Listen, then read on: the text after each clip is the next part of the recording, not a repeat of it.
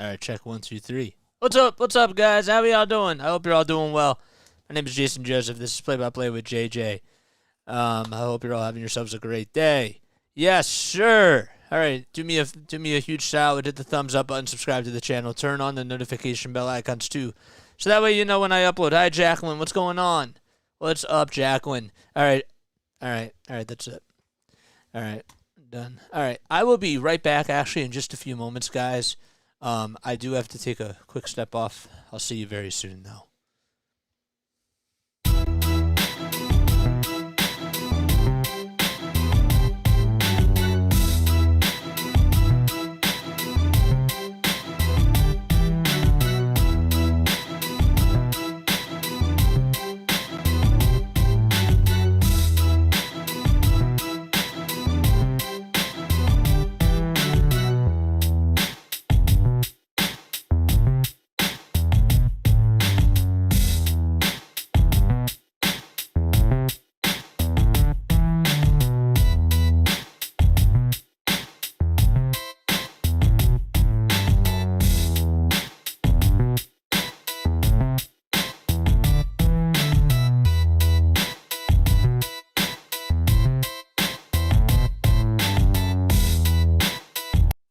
All right, all right, I'm back. What's going on, guys? How you all doing? I hope all is well. My name is Jason Joseph. This is Play by Play with JJ. If you are new to the channel, hit the thumbs up button, subscribe to the channel, turn on those notification bell icons too, so that way you know when I upload.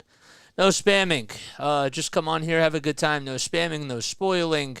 If you are interested in becoming a moderator, please let me know. Yes. Okay, we'll get more into that in just a little bit. But I hope you're all doing well. What's up, Thomas? How we doing, Thomas? What's up, Larry? What is going on? What's up, everybody? All right, Phillies are going head-to-head against the Miami Marlins. Both teams are 5-5 against each other. Phillies have actually scored 50 runs against the Marlins, while the Marlins have scored 43 runs. This is a tough series for the Marlins from their perspective. Jorge Soler is on the 10-day IL with a right oblique strain. Sandy Alcantara just went on the 15-day IL with a right forearm strain. And the Phillies have to just try to take advantage of what the Marlins give them, especially when there's good pitches to hit.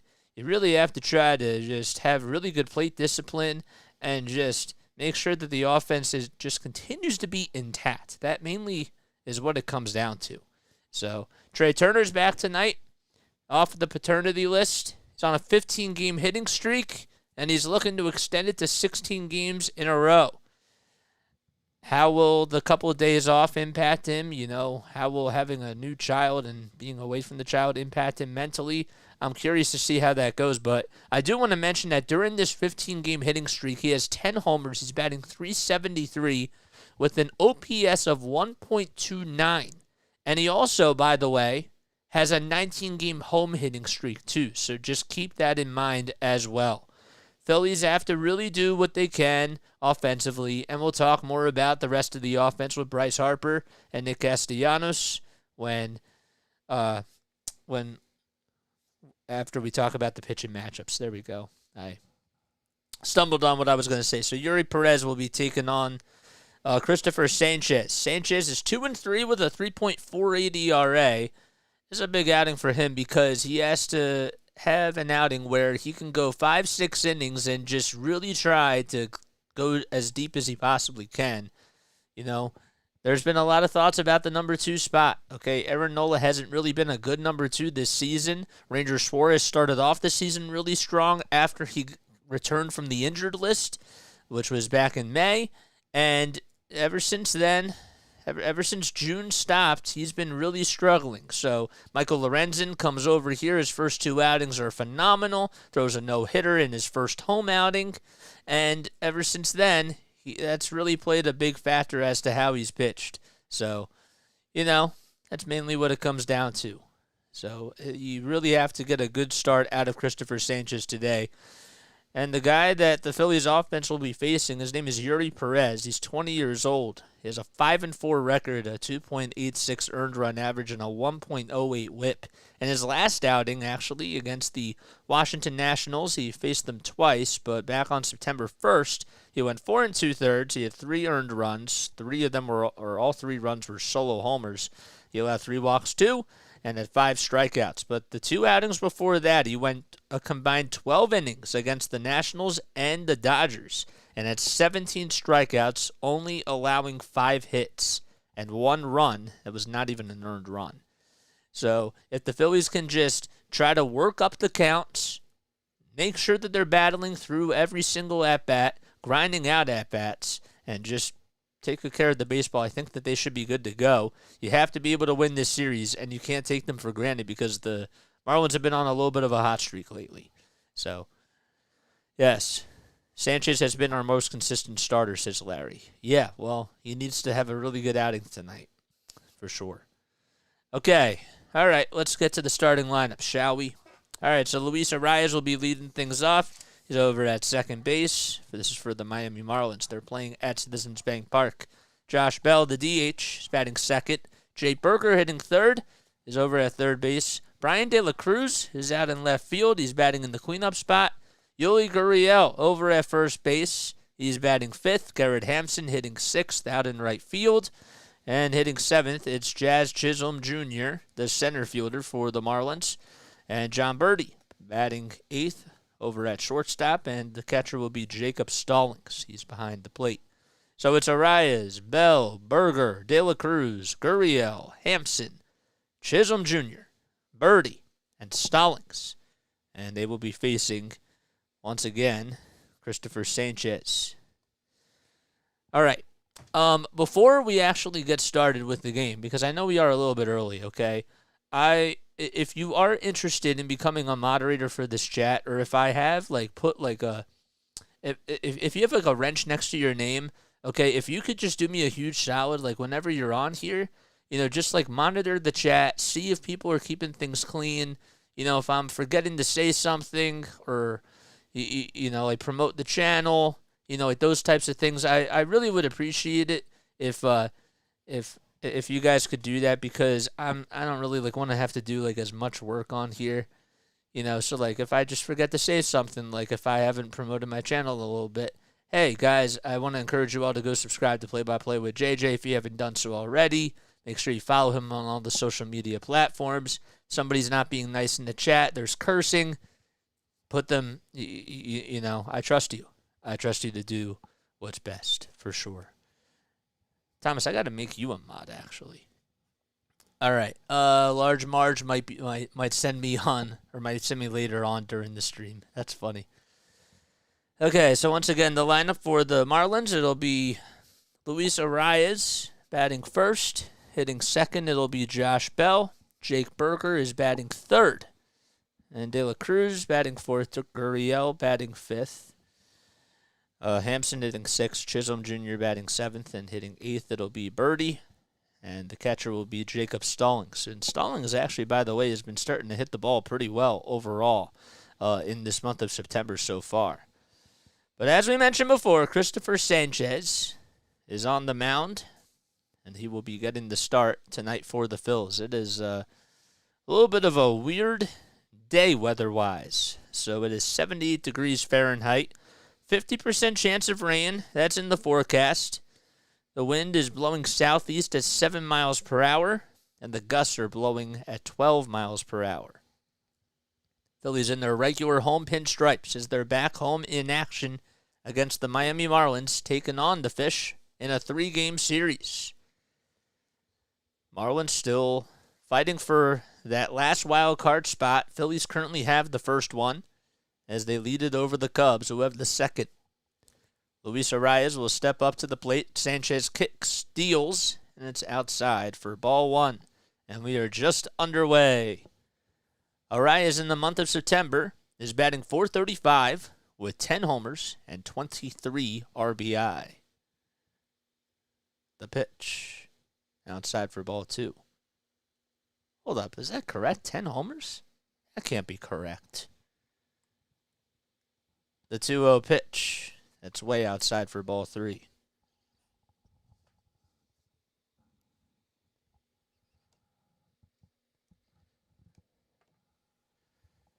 Phillies are 1.5 games, or 2.5 games above the Chicago Cubs.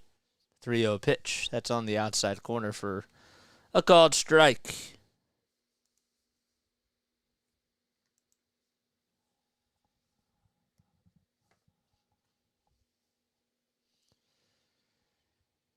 Three and 1 is the count, and the pitch on the outside corner for a called strike.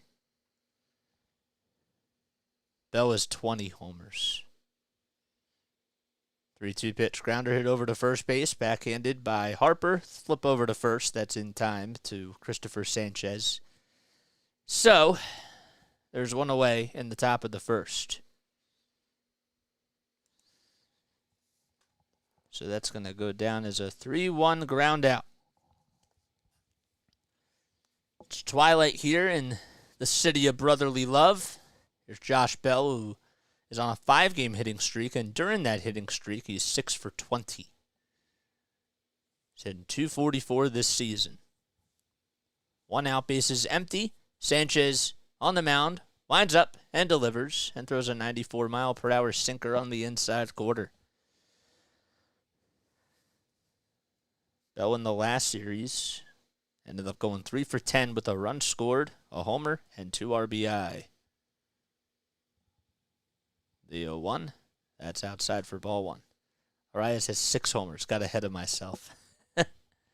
Yes. I was going to say that cannot be right. The 1-1, it's a changeup, low. It's now 2 balls, 1 strike. We're in the top of the first inning. There's 1 out with nobody on. And the pitch by Sanchez. It's low and inside for ball 3. If you guys haven't done so already, I do encourage you all to go check out our newest episode of Sharing the Mic with JJ. Just got released today. It was with Jason Springer. The 3-1 pitch, low and inside for ball 4. And so far, even though he has 1 out recorded in the top of the first, it seems like Christopher Sanchez is not able to do a good job of just controlling that strike zone.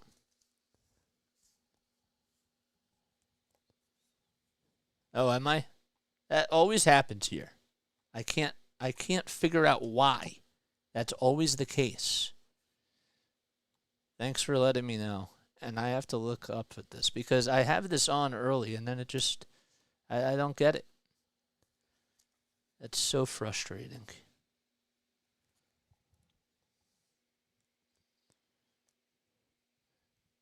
This is why I wish I was at the game in real time, because then I don't have to worry about spoilers, don't have to worry about anything like that. Now I gotta wait for this advertisement to finish. But while we're waiting for this advertisement to finish, let's go over the Phillies defensive lineups. JT behind the plate on the bump. It's Christopher Sanchez. It's 1 ball, 1 strike, as Jake Berger doubled, and Brian De La Cruz is up. So Bell's over at third. The 1-1, a sinker at 93.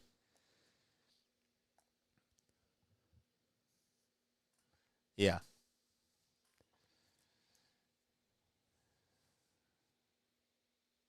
The pitch in the dirt. And the count is now 2-2. Over at first base, it's Bryce Harper. Stotts over at second. At the third base side, that's Alec Bohm. And the shortstop, who has returned, is Trey Turner. From left to right, you got Marsh, Rojas, and Castellanos. And the DH is Kyle Schwarber. 2 balls, 2 strikes, and the pitch. Swing and a miss. He struck him out. And there's 2 gone in the top of the first. Big strikeout there. He went with a changeup that landed in the dirt. And Brian De La Cruz, who has really been struggling, he went 1 for 10 in the last series. Oh, he strikes out there. Now Yuli Gurriel, who has not started a game in the month of September, is already due up. 2 runners in scoring position. Sanchez kicks.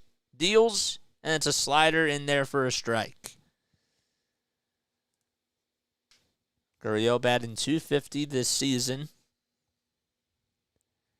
And the 0-1. Line drive, foul, goes out of play. So that makes the count now at 0-2. We got a red, white, and blue bell tonight.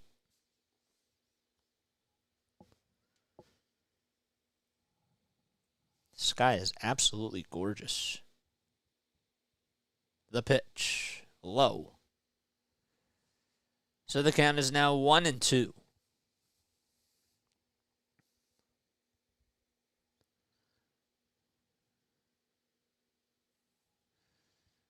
One ball, two strikes, and the pitch by Sanchez, low for ball two. No, you remember that was literally when you said that I was behind a full at bat. That's exactly when you said that. What's going on, Eric? How you doing, man? Thanks for popping on here. 2 balls, 2 strikes, and the 2-2 pitch just fouled off the end of the bat. On the changeup at 83 miles per hour. 25 pitches already in this first inning alone for Christopher Sanchez. Marlins in their dark black and dark blue uniforms. 2 seconds left on the pitch clock. The pitch. Line drive caught by Stott. He makes the diving catch and takes away a 2-run hit by Eury Perez. The inning comes to an end as Bryson Stott is able to flash the glove and gets a standing ovation from the fans, and we go to the bottom of the first. Phillies coming up to bat.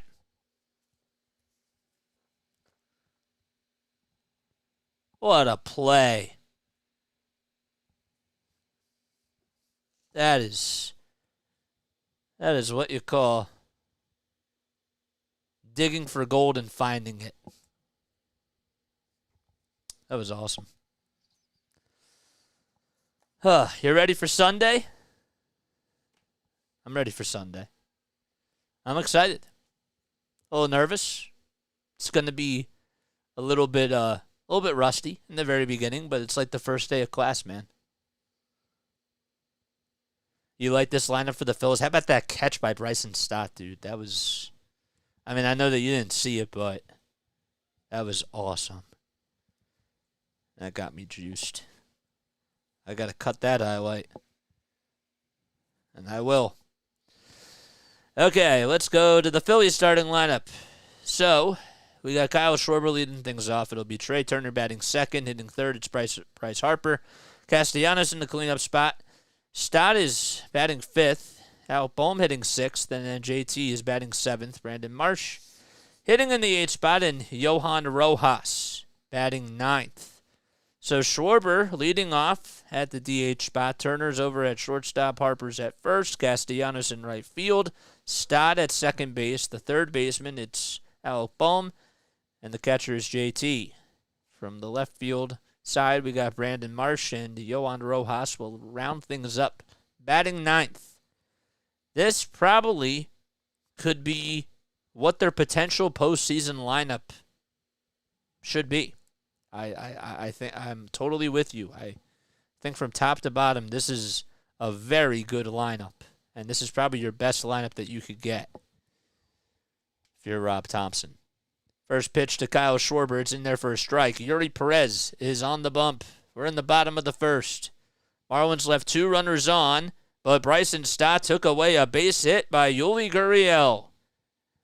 The 0-1. That's outside for ball 1.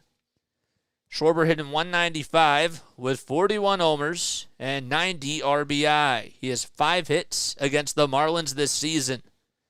The pitch. It's at the knees for a strike. Perez is 5-4. He's gone 78.2 innings and has 95 strikeouts, along with a 2.86 ERA. He's been really sharp this season.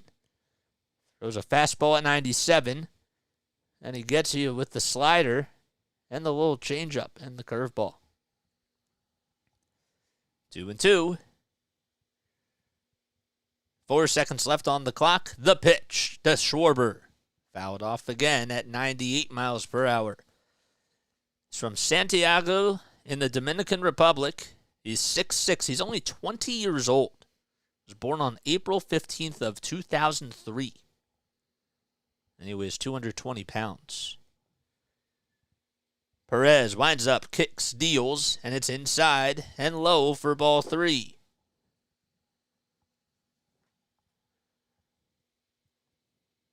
Turner is in the on-deck circle.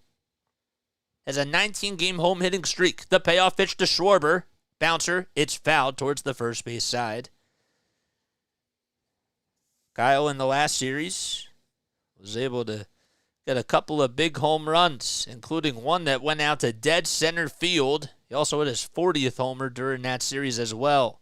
And that was out to right field, 442 feet. 3-2 is the count. The payoff pitch by Perez, here it is. And it's on the outside corner, called strike 3. It looked like it was a little bit outside.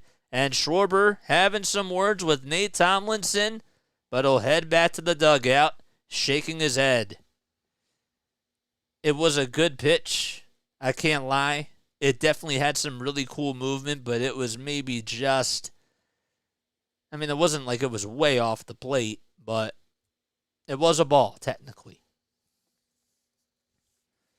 Here's Trey Turner, first pitch. He fouls that one back at 98 miles per hour.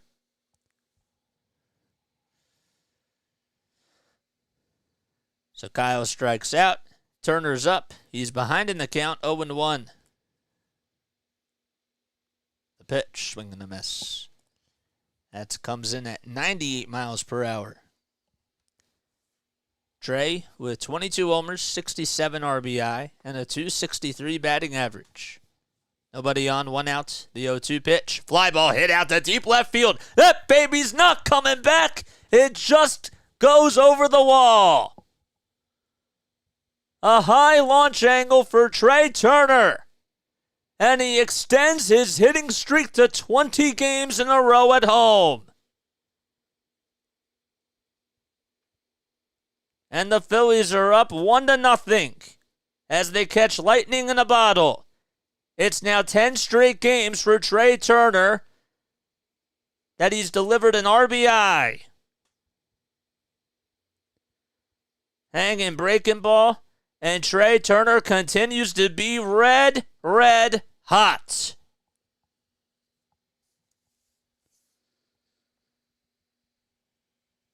He's picking up where he left off. And here's Bryce Harper, who's wearing his green Fanatic cleats. And the first pitch he sees, he pops it up. Out towards the infield. Arias gets underneath it, comes forward, and he'll make the catch. 2 away.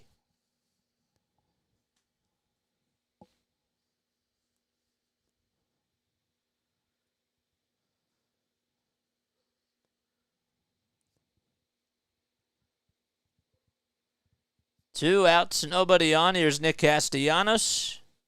And the first pitch, he lines this one over towards second base. It's played on the bounce by Arias. The throw over to first. It's in time.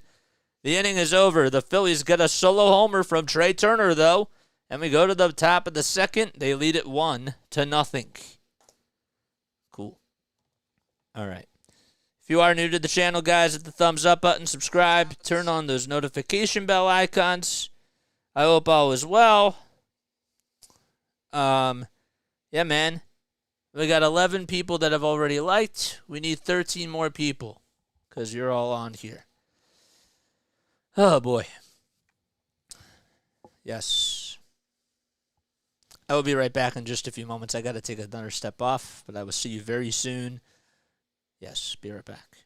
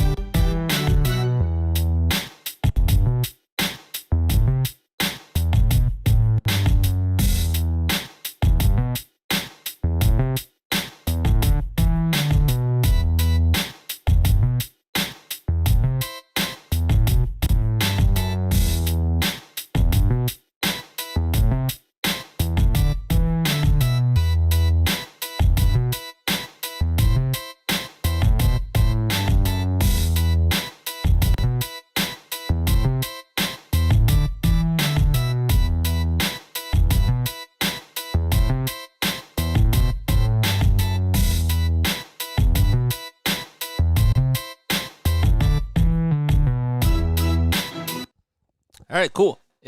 Whoever just subscribed to my channel, thank you so much. Please comment who you are down below. I really do appreciate that. Guys, let's continue to spread the word, man. We need 42 more subscribers. Here comes Garrett Hampson to the plate, and he takes that one inside. I asked Larry in the comments section if he was finally willing to say that Trey Turner is hot. The 1-0 pitch that's at the knees for a strike. And he says yes. He's playing the way he should have all season. He's doing it now, man. That is awesome to see. He has to keep it up, though, you know? The 1-1. It's fouled back. Hampson, over his last 10 games, is 8 for 22 with a homer. This season, he is hitting .276 with 2 homers. 15 runs batted in as well. 1 ball, 2 strikes. And the next pitch. Grounder, hit over to shortstop, and the flip over to first. That's dug out by Harper. It's just in time. And there's one away. I mean, he also won Player of the Week, too. So, you know, that's good. It's just nice to see him do well. Jazz Chisholm Jr., batting .257 with 16 home runs. 40 runs batted in as well. And Sanchez kicks, deals. And it's a called strike at the knees. Jazz is 5 for his last 11. With 2 homers, 4 RBI, a stolen base, and 2 strikeouts. He's batting in the 7th spot tonight. The 0-1. It's just off the plate. Sinker at 94.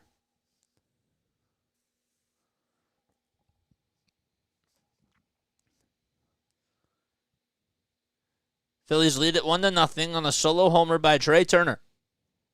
The 1-1 pitch. Bouncer foul towards the first base dugout. So that'll make the count now 1-2. Chisholm Jr. wants to call for time. This is a guy who really has a lot of speed. He has a lot of power too, but the main concern about him throughout his entire career so far, and he's still young, is his health. The 1-2 pitch, a sinker that's just a hair down low.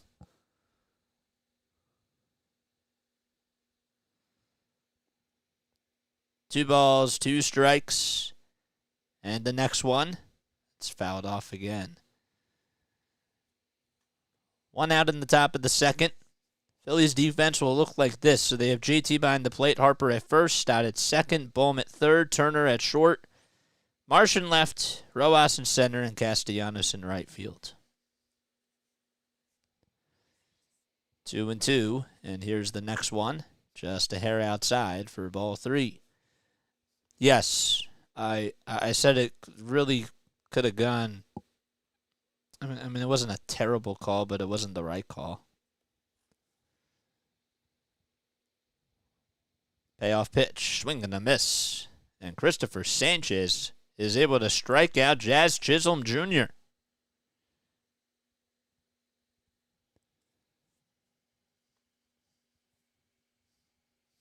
Good job by him right there. If you did just subscribe to my channel, comment who you are down below, man. And then I'll give you a proper shout out. 2 away. That'll bring up John Birdie, who takes a ball just above the strike zone on a slider at 84.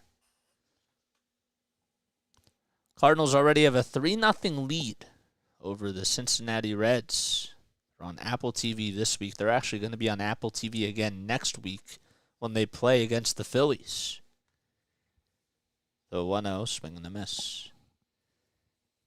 Christopher had at least 25 pitches in that first inning. Now his pitch count is at 39. The 40th pitch. There it is outside. 42 away from 1K. Yes. Yes. Promote. Promote. Promote. 2-1 pitch. Grounder hit over to third sharply. Bohm has it, though. Gathers himself, throws across the diamond, and birdie is out. And the inning comes to an end. 1, 2, 3 go the Fish. And we head to the bottom of the second at Citizens Bank Park. Phillies with 1 hit on a solo homer by Trey Turner. And they lead at 1-0. Cool. Yes. Cubs lost earlier. Yep, they did. Thanks for noting that. I forgot to say that. If you are new to the channel, I want to encourage you all to hit the thumbs up button, subscribe, and turn on those notification bell icons too. Man, we are so close to 1,000 subscribers. And I'm sure that you're probably all wondering, what is JJ going to do when he reaches 1,000 subscribers? And I've thought about it for a little bit. But I finally decided a couple of nights ago that we are going to be doing some karaoke. Okay? So what you'll be able to do is you'll be able to comment a song down below. And if I know the song, I got to sing it. But, however,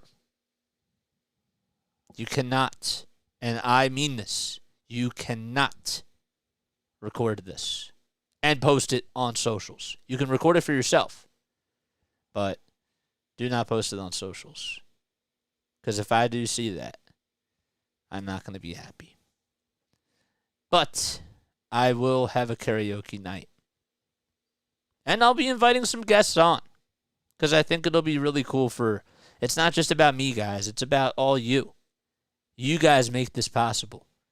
And we're not building connections. We're not building relationships. We're building this thing called...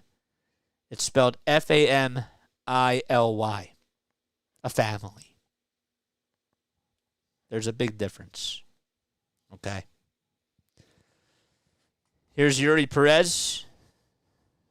He's back out there on the mound. And Bryson Stott takes the first pitch upstairs for a ball. Do you know Slayer's Rain in Blood? Or Rain in Blood? No, I don't. But we'll talk more about it as we do karaoke. But no, I don't. We got to get there first, though, guys. The 1-0 pitch. It's taken for a strike. Stott batting .294. Sitting in the 5 spot this afternoon. Or this evening, I should say. Still feels like it's afternoon to me. The pitch, way up high and inside. 2 balls, 1 strike. I've got time to learn it. I'm probably going to forget about it after this cast. So you're going to have to remind me. Because I forget a lot of things as I'm doing this. The 2-1 offering, the Stotts. Just fouled back towards the screen. As far as the crew chief goes, over at third base, it's Alan Porter. The second base umpire is Mike Machlinski. Sean Barber is over at first base. And calling the balls and the strikes tonight behind the plate is Nate Tomlinson. 2 balls, 2 strikes. The pitch. It's fouled off. Looked like it was going to go into the dirt. I said before, and I will say this again, you know, in regards to the Phillies' keys offensively tonight, you really have to try to fight off pitches against Eury Perez, because if he is able to get out in front of you, he can do a lot of damage. 2-2. It's low as Stott holds the trigger. They did appeal no swing. Didn't see it. And the payoff pitch to Bryson Stott, it goes actually fouled right in and out of the glove of Jacob Stallings, so Stott gets to live and see another day. 7 pitches in this at-bat. 3 of them have been foul balls. Stott playing over at second base. He went 6 for 12 in the last series. The payoff pitch, another foul ball. And this is what you expect out of Bryson Stott. He has more 2-strike hits this season than he does when there's no strikes and when there's 1 strike. The payoff pitch. And that's fouled off again, 98 miles per hour. All fastballs that he has been just tearing apart and just trying to battle. 8 seconds left on the pitch clock. We're in the bottom of the second. Phillies up 1-0 against the Marlins. 3-2 is the count. Perez winds up, kick steals. It's up high and outside, and Bryson Stott gets a leadoff walk to start off the bottom of the second.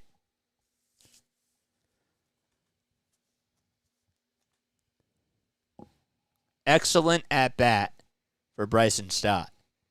And when you talk about a guy who just is able to just contribute in so many different ways, he's just beyond his years and makes it look so easy. Here's Alec Boehm, and he takes that slider outside and low. Boehm hitting .366 against the Marlins this year with a homer and 11 RBI. Also has 16 homers and 86 RBI with a .279 average. 1-0 is the count and the pitch. Swing and the miss. Ooh, what a nice slider that was. That was a front door slider, if you will.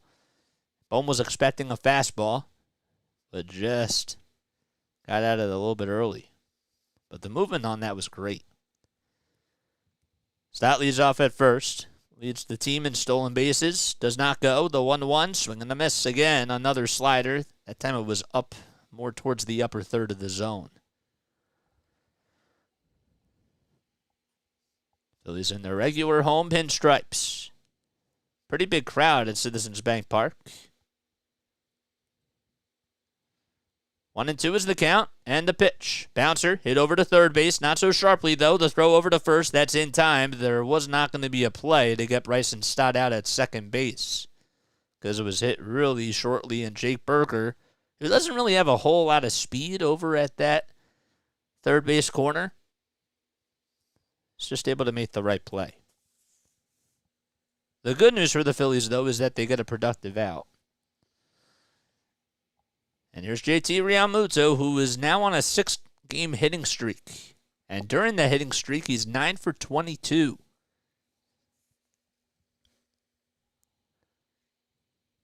Stott leads off at second.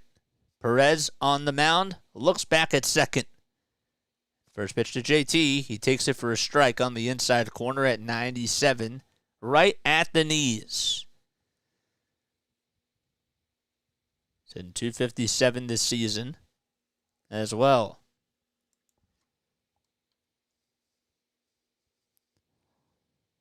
He has raised that batting average up, though.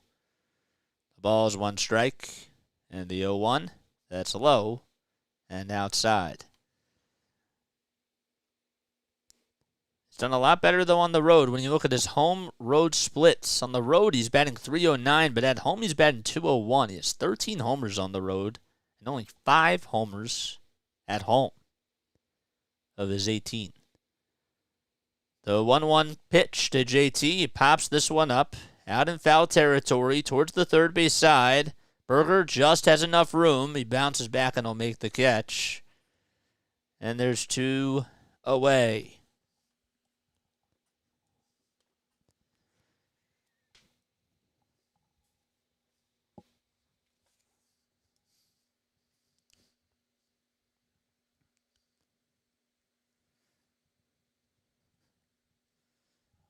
Now Brandon Marsh will come on up.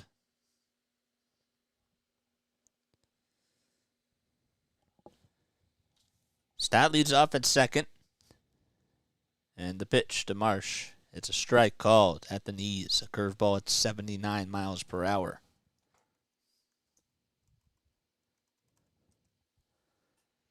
Oh, and 1 is the count. Stott leads off over at second base. 2 outs now, though, in the bottom of the second. The 0-1, swing and a miss. Oh, boy.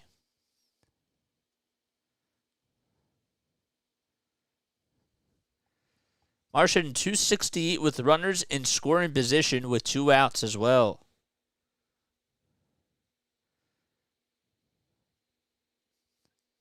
Perez gets the signs from Stallings, the 0-2. Jack swing. Did he go? Third base umpire says yes, he did. Alan Porter calls him out on strikes, and the inning comes to an end. The Phillies get a leadoff walk by Bryson Stott, but they leave him stranded over at second. They still lead at 1-0, though, and we head to the top of the third.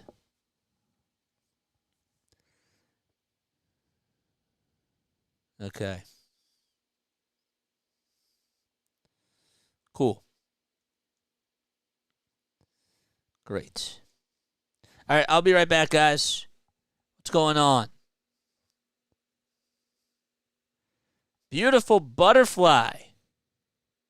What's going on, Beautiful Butterfly? Hey, JJ, go Phils. Trey Turner doing it well. Just back from paternity leave. Congratulations to him, the wife, and the family, and the arrival of their second, another baby boy. Tatum Trey. Tatum Trey. Tatum Turner? Welcome, BB. Yes. All right, cool. Yes, welcome. Welcome to the channel. I was going to take a step off, but now I have to do it after this break. But that's okay, because that was a really nice message that we got, guys. And again, it's that family bond that we create on here. That's what it's all about.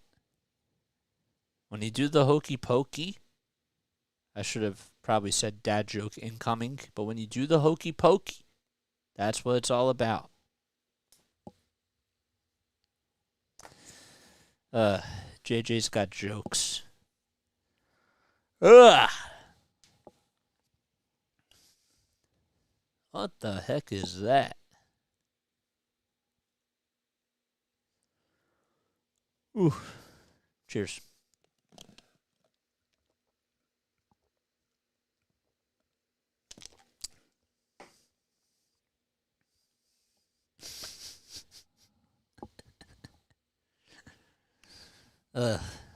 Okay, Christopher Sanchez will head out back to the mound for his third inning of work. He'll be facing 9, 1, and 2. Start off the third.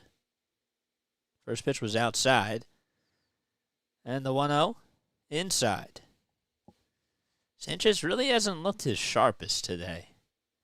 But hopefully he tries. I mean, he did a better job in that second inning for sure, and he got himself a 1-2-3 inning, but you'd like to see him try to get ahead in counts here.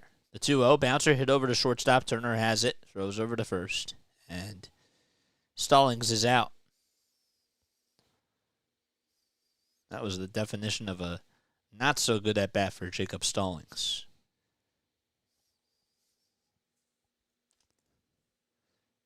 Tatum Trey Turner. Huh. Interesting.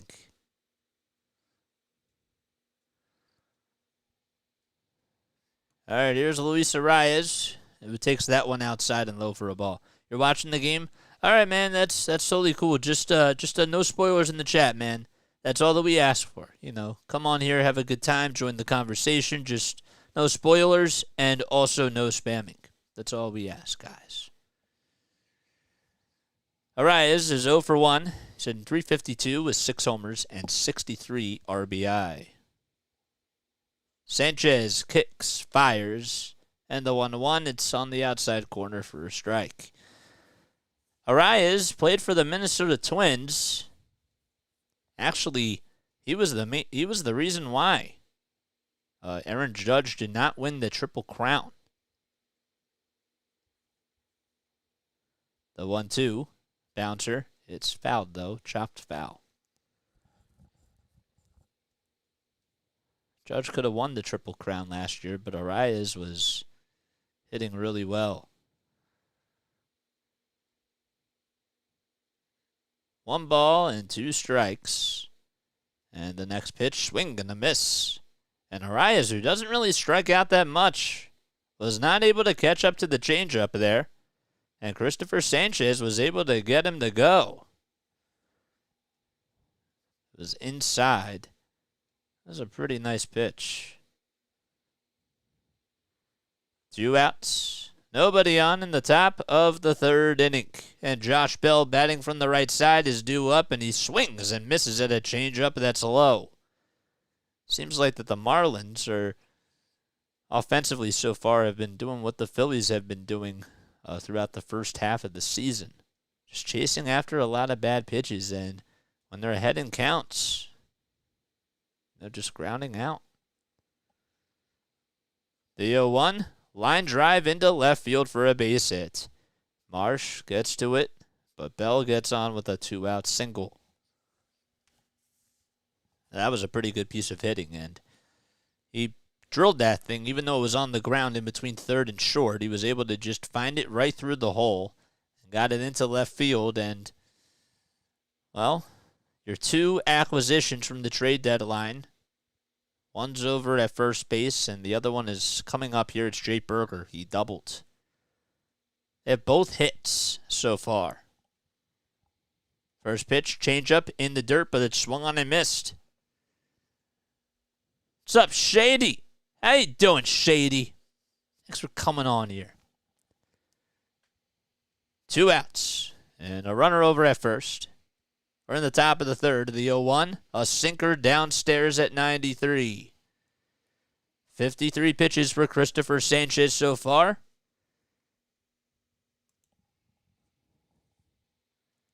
He looks back at first, gets set above the belt, kicks, winds up, delivers, and it's popped up.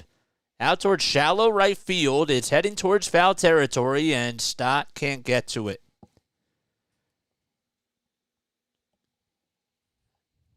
One ball, 2 strikes. Stott was trying to throw it to somebody, but then it hit the net, and then it bounced back to him, and he just threw it up again. It's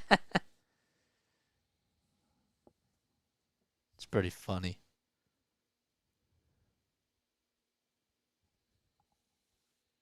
Burger at the plate, the 1-2 pitch. Popped up again, this time towards the first base side. Harper has it, calls Stott off, and will make the catch on the infield grass for out number 3. So, we go to the bottom of the third. Phillies still lead at 1-0, as there was 1 hit and 1 man left for the Marlins. Okay, now I'm going to take a step up. I'll be right back in just a few moments. Hit the thumbs up button, subscribe to the channel. Please make sure that you also tune in to Phillies baseball, 76ers basketball, Flyers hockey, and Patriots football. Excuse me. All right. See you guys really soon. Be right back.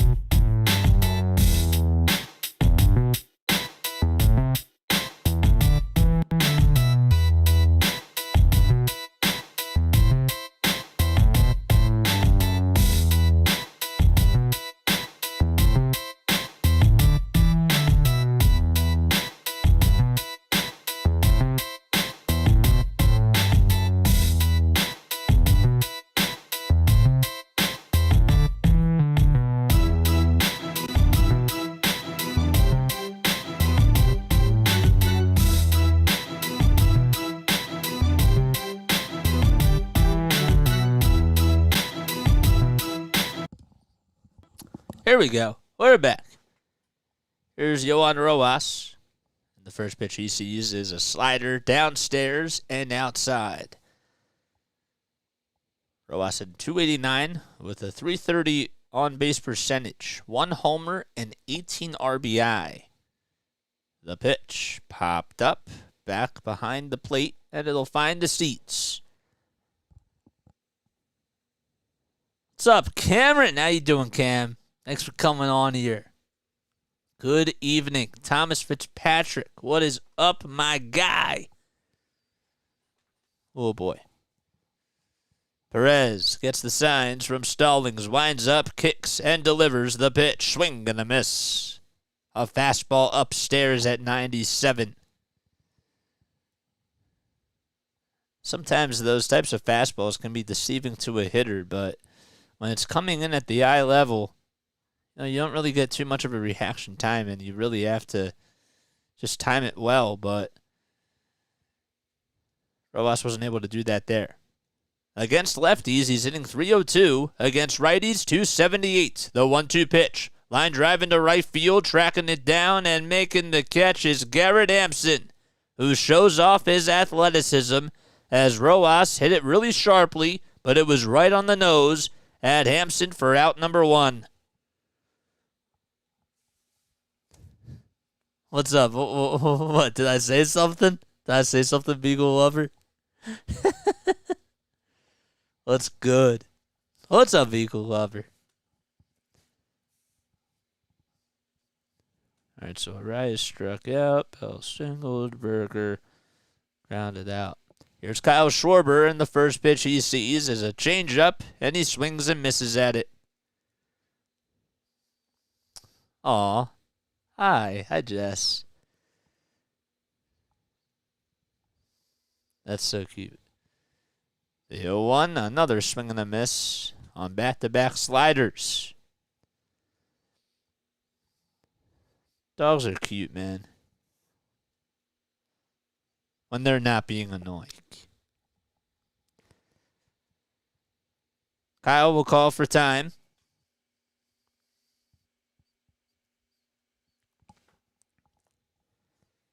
No balls, 2 strikes. Then the 0-2. It's low.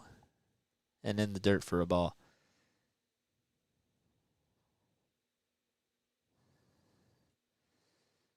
Might be a girl, Larry. Might be a girl. The 1-2 pitch. That's low. A changeup at 88. Hey, Frankie, how you doing? How's the family doing? Thanks for coming on here, man. Appreciate it.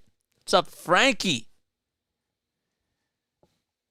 2-2 is the count to Kyle Schwarber. Perez kicks, fires the pitch. Grounder, it's fouled towards the first base side. What a play by the ball girl. She just was acting like it was a routine ground ball and got on one knee and just handed it off to one of the fans out towards the right field side.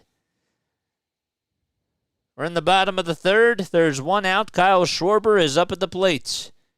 It was a 0-2 count. Now it's a 2-2. The pitch. Swing and a miss. And Schwarber strikes out for the second time today. Only the third strikeout for Eury Perez. And here's Trey Turner, who homered his last time up on a hanging breaking ball. And he got a good extension on it. And launched that thing into outer space. 2 outs for the Phillies, and Turner is up. The brand new dad, in his first at-bat, hits a home run as he returned to the Phils. First pitch, it's outside and low for a ball. Pretty big crowd tonight at Citizens Bank Park. The 1-0 to Trey. Upstairs again for ball 2. Well, it said that there was going to be a 50% chance of rain tonight. Temperature is at 78 degrees the last time I checked, with wind gusts at 12 miles per hour. Base is empty, 2 outs. The 2-0 to Trey. Just a little bit low, and Turner decides not to offer and says no thank you. And I think that this at-bat actually just goes to show you how different Trey is at the plate right now. He is just so locked in. He's not chasing after pitches. The 3-0 to Turner. Inside, a curveball for ball 4. And Turner goes over to first. Puts together 2 good at-bats.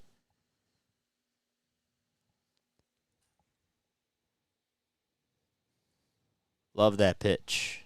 But what a better take that was. Bryce Harper is coming up. He popped up on the first pitch in his last at-bat, and Stallings wants to call for time here. There was about 2 seconds left on the pitch clock. So he will head out to the mound and talk things over with the infielders and Eury Perez himself. So the Marlins are 72-68. Phillies are 77-62. At home, they're 41-26. And I got to tell you that home field advantage, especially for winning that wild card spot, that number one wild card spot, that would be really huge for the Phillies. I think it's safe to say that you'd feel much better of them playing all 3 of their potential games at home, or hosting a best-of-3 series rather than going out on the road for that. Everyone is back to their places. 8 seconds left on the pitch clock. Perez ready to pitch. Here's the first pitch. It's low, and Turner will dive into second base without a throw. So he's able to swipe a bag, and he's in scoring position. I had a feeling that he was going to go on the first pitch, and that was a great pitch to go on because it was low, and Stallings was just not able to just get it into his arm in a good amount of time. 1 ball, no strikes. Perez looks back at second, bat to third, now bat to the plate, the 1-0 pitch. Popped up, hit out to shallow center field. It could drop, and it will drop in for a base hit. Chisholm plays it on a bounce. Turner comes in to score. It's an RBI bloop single by Bryce Harper. And the Phils are up 2-0. It was a pretty good pitch, and it certainly got Bryce Harper jammed, and that was the whole goal of throwing that type of pitch. But Harper, with his strength, was able to just put it in a good spot, and the wind was definitely able to help him out too. That's what makes Bryce, though, so special. Here's Castellanos in the first pitch. He laces this one out to left field. It's hooking foul, though, and it goes out of play.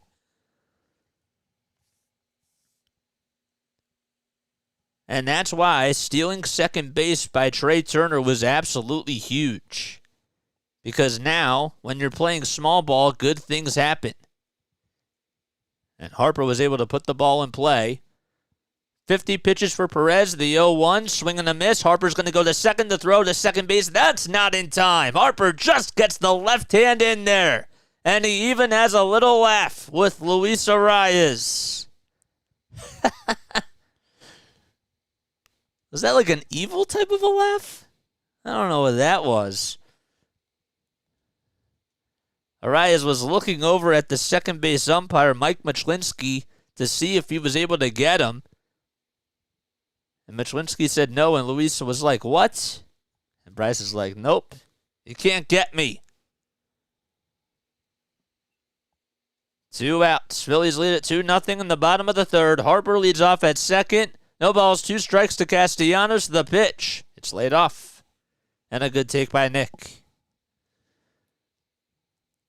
Castellanos hitting .270 with 22 homers, 85 runs batted in. He did ground out in the first to end the first inning. Perez kicks, fires, and the pitch on the outside corner, but it's a called ball. Wow. Skip Schumacher looking over from the dugout saying, how on earth was that call missed?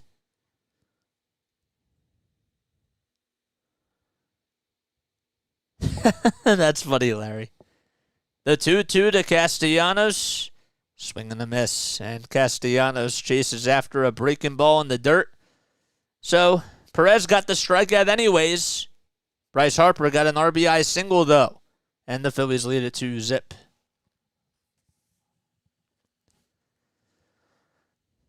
Okay, RBI single. Stolen base. And Castellanos strikes out. He's in a funk again, man. That was really funny, Larry.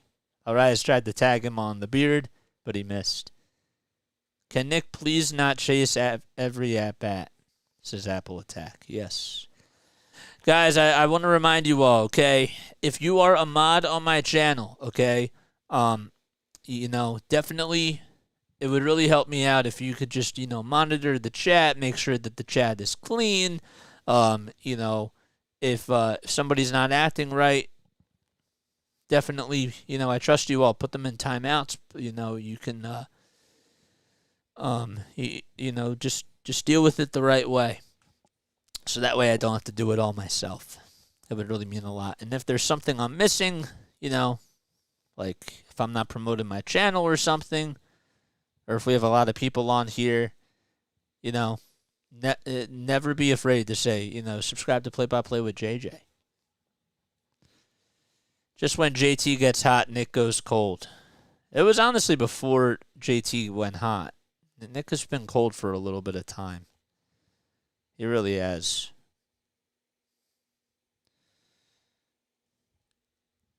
Ugh.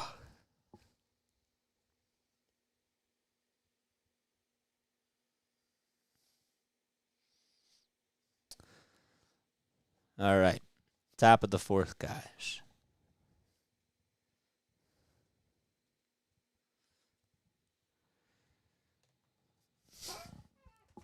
Ugh. Ugh, my shoulders needed that. Okay. Cool. If you guys are new to the channel, hit the thumbs up button, smash that like button, and turn on those notification bell icons, man. We got to get those numbers up, guys. We have to. They got 26 people on here, only 15 likes. Is that correct? Got 30 people on here, 20 likes. That means 10 of you have not hit the thumbs up button. 1 ball, no strikes, and the pitch. Line drive into right field for a base hit. Castellanos plays it on a bounce, turns the corner, and throws it back towards the infield. But Brian De La Cruz is able to get a leadoff single. And the Marlins will send the tying run up to the plate.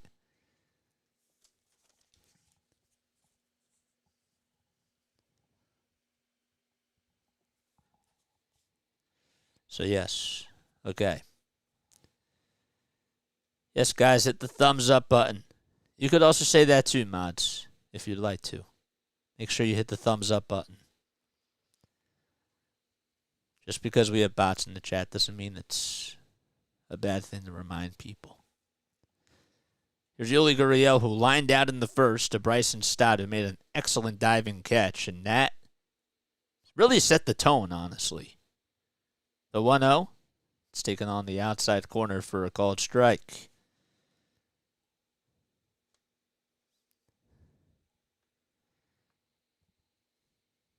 Gurriel, the former Astro, in a Marlins uniform, getting his first start of the month.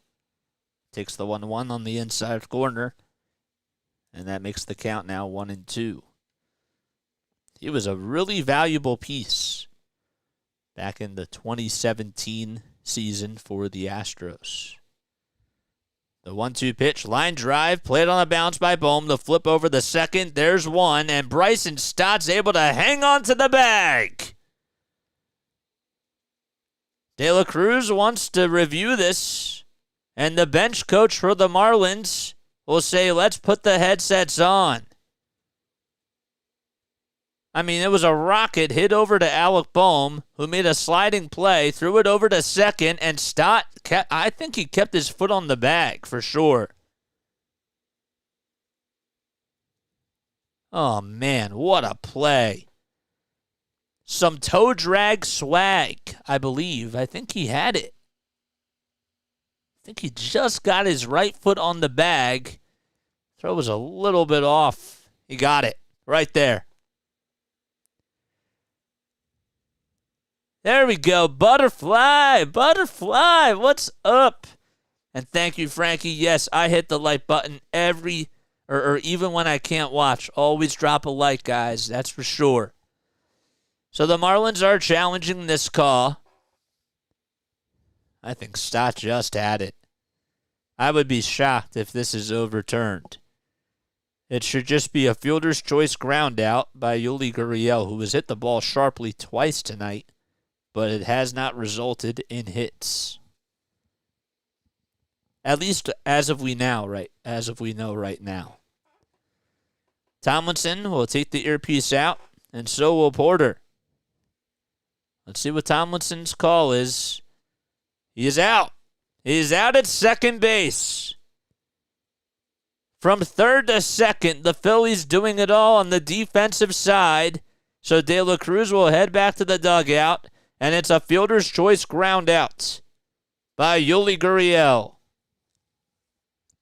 Just an excellent play. Stott was also playing towards that third base side, but just it's so sharply. The pitch to Hampson. It's low. Hampson made a pretty good catch out in right field to take away a base hit from Yohan Rojas. He's 0 for 1 tonight. The 1-0 to the former Rocky. It's outside by a hair for ball 2. If you just subscribe to my channel, don't forget to comment who you are down below. Do not forget to do that, because then I'll give you a proper introduction to this channel.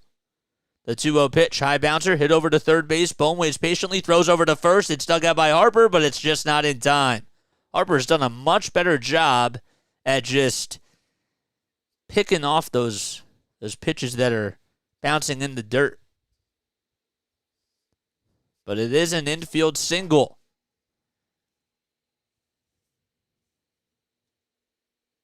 Hampson certainly has a lot of speed. But even with a good throw, he probably would not have gotten them. So that's an infield single.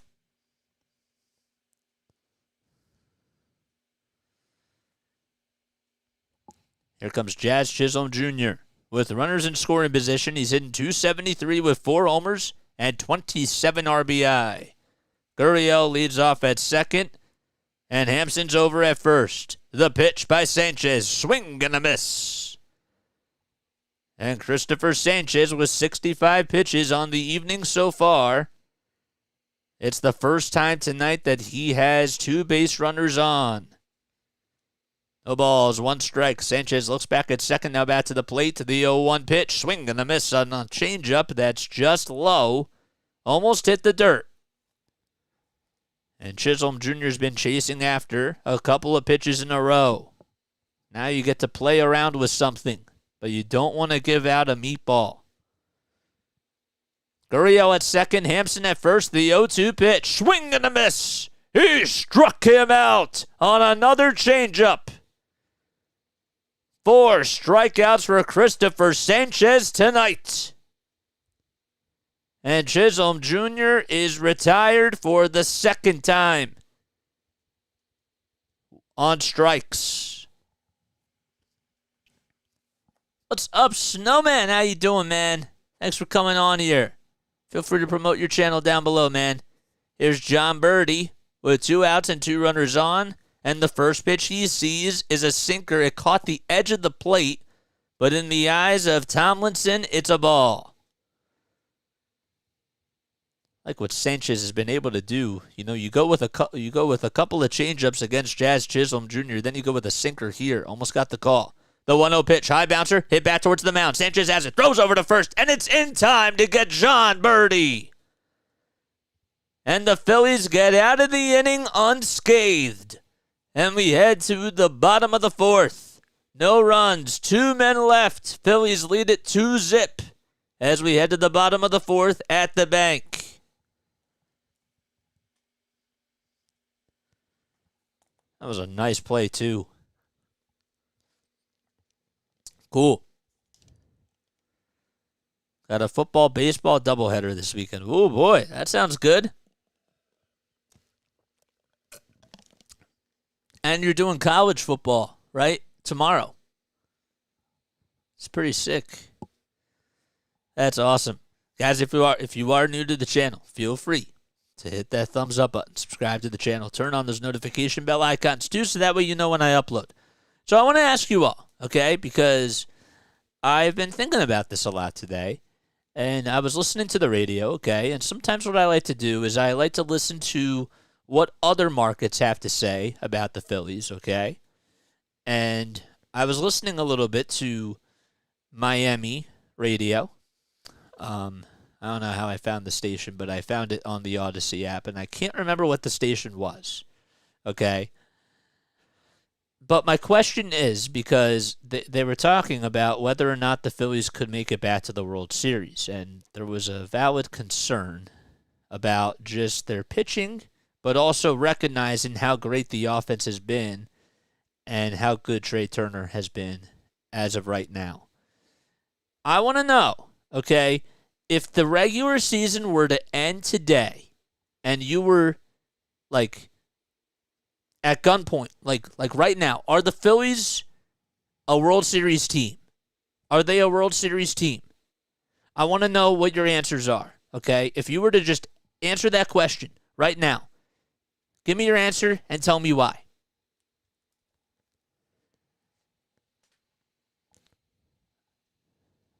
I will give my thoughts later. Phillies up 2-0 as we go to the bottom of the fourth. Bryson Stott's due up. It'll be 5, 6, and 7 up for the Phils. The pitch, that's outside. Stott hitting .294 with 14 homers, 55 RBI, and he had a walk in the second. Are the Phillies going back to a red October and a red November, potentially? The pitch. It's just at the knees for a called strike. So Eury Perez is still out there on the mound. Perez kicks, fires the 1-1. It's sliced foul.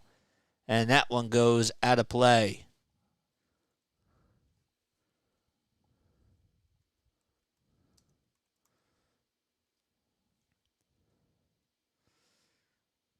Perez is 20 years old. Made his Major League debut back on May 12th of this year. 1 ball, 2 strikes, and the next pitch. Line drive just underneath the glove of Arias into right field for a hit. It was hit so sharply that even Arias didn't know how to field it, and it just went underneath his glove. And Stott gets on with a leadoff hit. What's up? Yes, sir.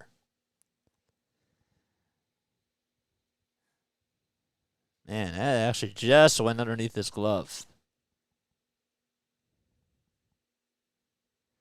Not going to lie, I was hoping that guy that spams was not here.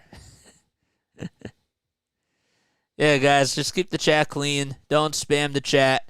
And mods, if you see somebody spamming the chat, warn them once, and then do what you got to do, man. Put them in timeouts.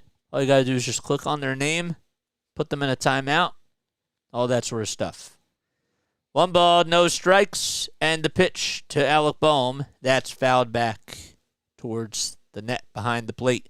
And if you just subscribed to my channel, we just reached 960. Comment who you are down below, and I will give you a proper introduction to the Play-by-Play with JJ family. Thank you so much for being on here. 1-1 is the count to Boehm. 5 seconds left on the pitch clock. The pitch fouled back. And that makes the count 1-2. 61 pitches for Eury Perez so far. Signed with the Marlins as an international free agent back on July 2nd of 2018. The 1-2 to Boehm, popped up, hit out to shallow center field. Long run for Chisholm Jr. He gets called off by Hampson, and he's there to make the catch, Garrett Hampson. And Boehm will head back towards the dugout. Hi, JJ. I have no doubt that the Phillies will win the World Series. Oh, wow. Okay. Not only are they going back, but they're going to win, says Andrew. Okay. Larry says no. Probably a deep postseason run, though. So that means that they're going to beat the Braves, and then they're going to get bounced in the NLCS. That's what you believe? Here's JT. Takes that one up high for a ball. So if you're saying that the Brewers have to play against the Dodgers, okay, whoever wins that series is going to beat the Phillies. That's what Larry's saying. I'm asking if that's what you're saying. Because a deep postseason run doesn't mean just making it to the first round.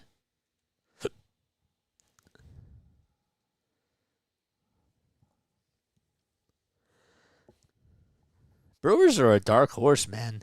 Their pitching is pretty good. Problem is that can they just all stay healthy?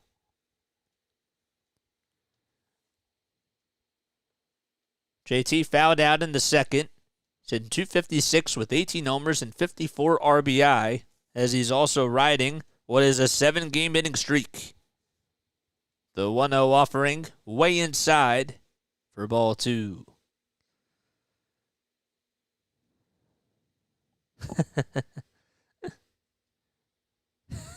I see what you did, Larry. That was funny. Yes, sir says not you. Okay. Don't have to name names on here, guys. But yes. Perez will call for time.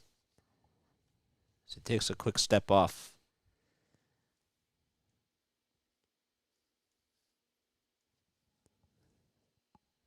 Two balls, no strikes, and the 2-0 pitch. It's outside. The throw to second base is not in time to get Bryson Stott.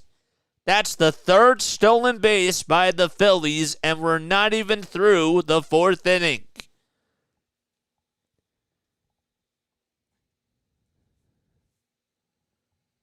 Wow.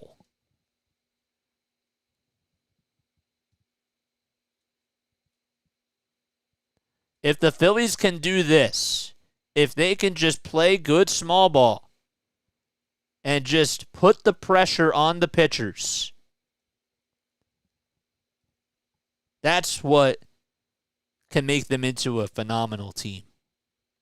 The 3-0 pitch, that was outside, but it's a called strike. And even Bryson Stott, who's over at second base, was saying, how on earth was that a strike? I have no idea. Saying, come on, what are you doing? Nate Tomlinson calling the balls and the strikes behind the plate. The 3-1 to Realmuto. Fouled back. And see, those types of things change the whole entire complexity of the at-bat.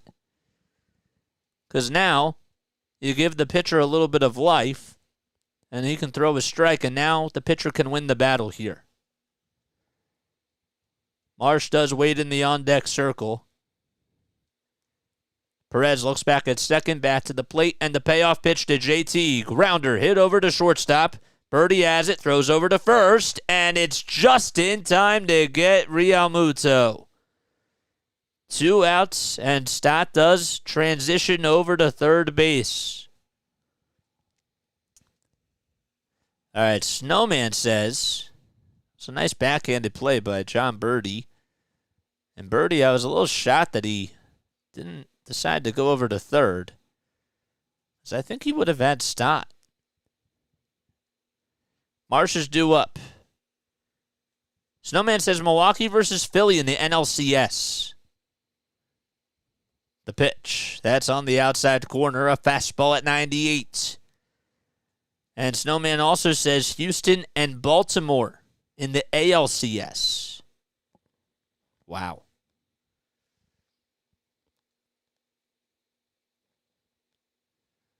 No balls, 1 strike. And the 0-1, that's low for ball 1. But see, then that means that the Astros would have to win the division. You know? They'd have to win the division. 1 ball, 1 strike.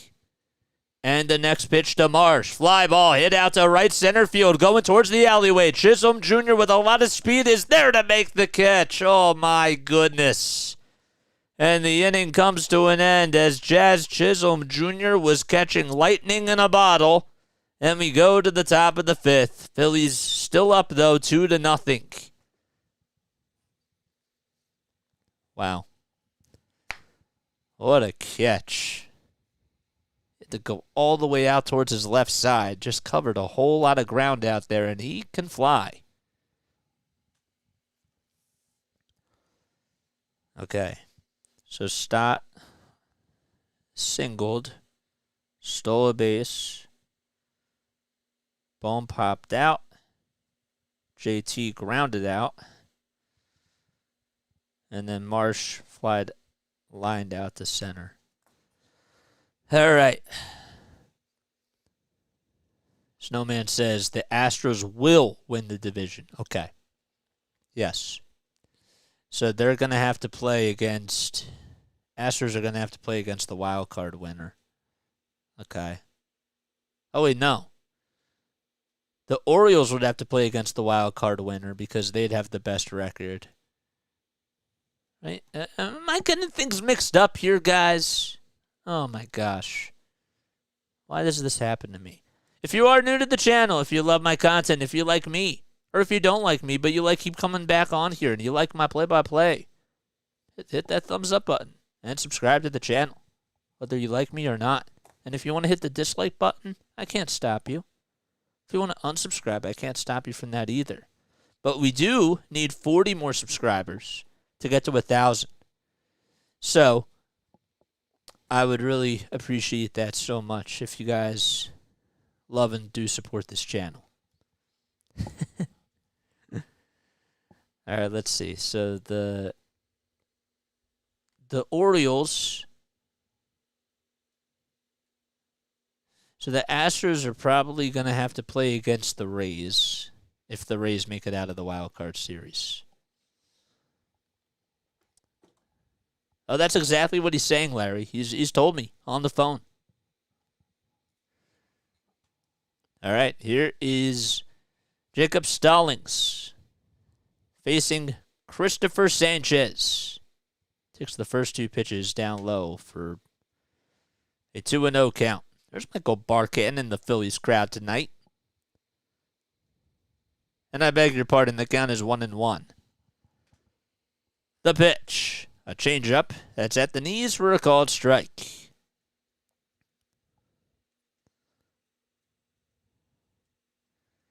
Thank you, Larry. Yes. Look at our mods. Look at our mods. Even if you only just tolerate this channel, like and subscribe. Yes.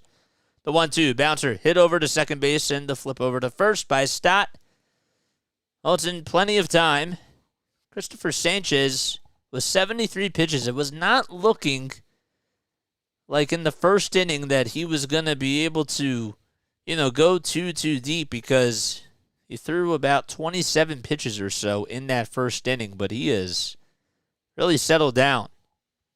Arias is due up. He struck out his last time up, and he laces this one out to left field. It's looking foul, and it'll just go out of play. Go Team JJ. Dream Team. Yes, for sure. That's how we do it. No balls, one strike. Sanchez kicks, fires the 0-1. It's a strike called at the knees at 93, a sinker. That just sailed right to the bottom of the zone. The 0-2 pitch. It's low and way outside. On the changeup at 82 miles per hour.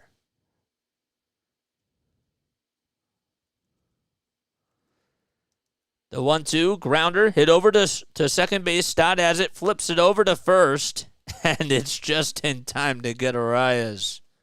Oh, man. Not an easy play for Stott. But regardless, they get the out. Comes Josh Bell, who was acquired at the trade deadline for Gene Segura. And then Gene Segura got DFA'd. Andrew Bellotti is getting warmed up in the Phillies bullpen, and so is Jose Alvarado. He's actually getting up right now. First pitch, it's a ball. Bell batting .246 with 20 homers. The 1-0, it's sliced foul towards the right field side. That one goes out of play. Josh Bell from Jesuit College Preparatory School. That was in Dallas. That's the 1-1. It's low and outside for ball 2.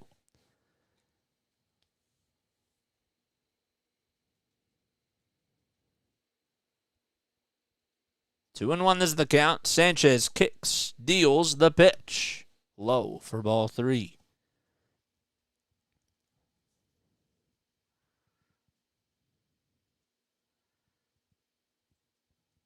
He was rated as Baseball America's top corner outfield back in 2011. The 3-1 offering. Bouncer hit over to third base. Bohm has it. Throws over to first. And the inning is over. Phillies still up 2-0 as we head to the bottom of the 5th. We'll be right back in just a few moments.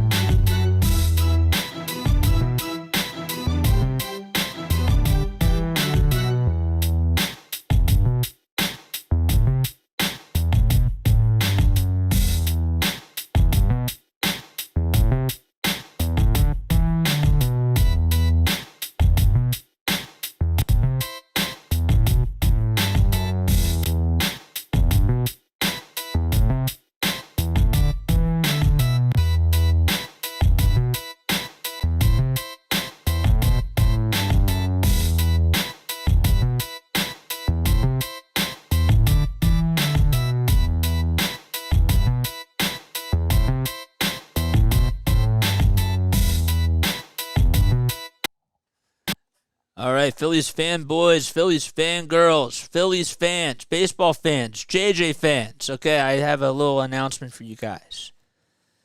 Please make sure you hit the like button, subscribe, turn on those notification bell icons, and hit that subscribe button, man. That's all I got to say. Nothing really too much else. We will be doing, as our 1,000 subscriber party that we will have, okay?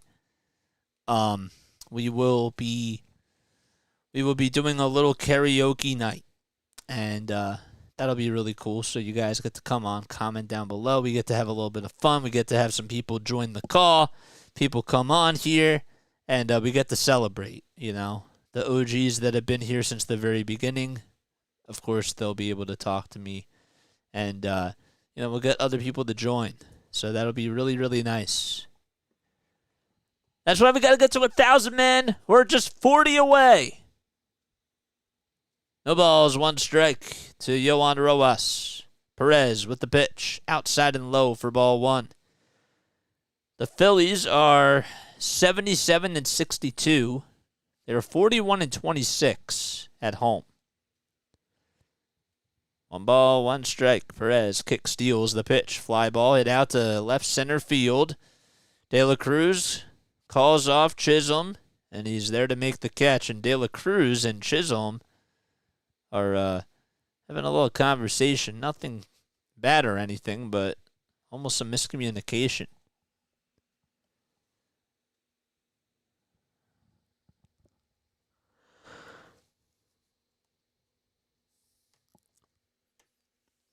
So now we flip the lineup card and go back to the top of the order. Schwarber's 0 for 2. And he takes that one. That was low, but it's a called strike, a curveball at 81. Sir Anthony Dominguez is warming up in the Phillies pen.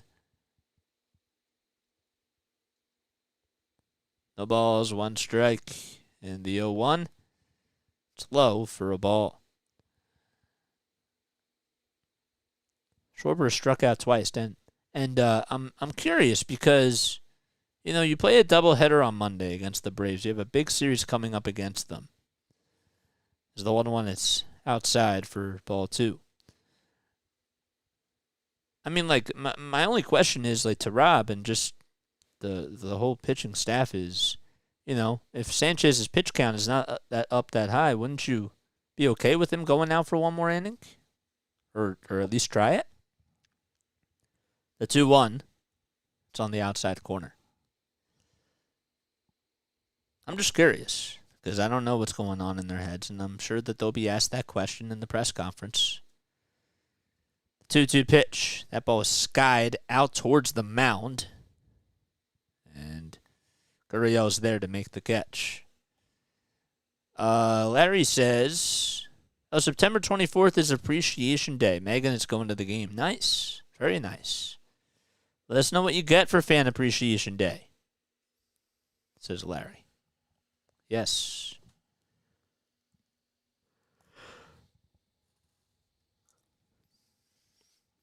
Turner had a solo homer in the bottom of the first and drew a walk his last time up. Since August 4th, he's batting .376 with 13 homers and 34 RBI. The first pitch, swinging a line drive into left field for a base hit.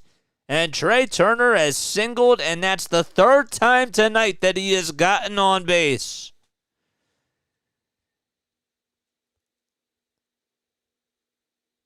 He also has half of the Phillies' hits himself.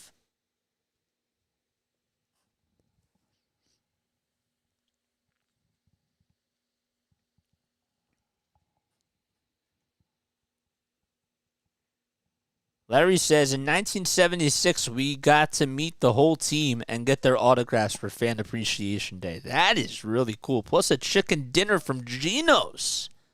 Oh, man, that would not happen now. Throw back over to first to try to get Trey. That's not in time. Oh, by the way, he also has a stolen base, too. Can't forget about that. Because that's disrespectful. Bryce had an RBI bloop single back in the third and stole second base as well. Perez kicks, fires the pitch. Change up, that's low. Larry says 82 pitches for Sanchez. Yeah, one more inning. Yep. It's not that high. Especially if they got a couple more runs here. Why not? No balls, one strike. The pitch. Another changeup at 88 miles per hour. So Harper is up at the plate. Got his first hit. It was against the Padres. It was on a 2-run single. The 1-1 pitch. Just up high for ball 2. Beautiful butterfly. Go, go, go, Trey. Yes, sir. 2-1 is the count to Bryce Harper. 2 outs and a runner at first. The 2-1 pitch. Fly ball hit out to deep right field. That's going back to the track, and it is a foul ball. And everybody sits back down. That makes the count 2-2. Just a little bit early.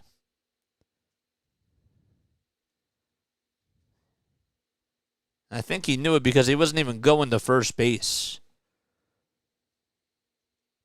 2 balls, 2 strikes to Harper. Perez gets set above the belt, throws back to first. The throw was high, but Gurriel was able to leap up and catch it. Almost got by him. 85 pitches for Eury Perez. 2 balls, 2 strikes, 2 outs in the bottom of the 5th. The 2-2 up high for ball 3. On a 4-seamer at 96 miles per hour.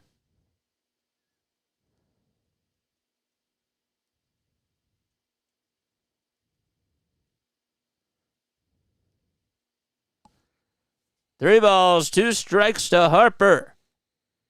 And the payoff pitch. Low and inside.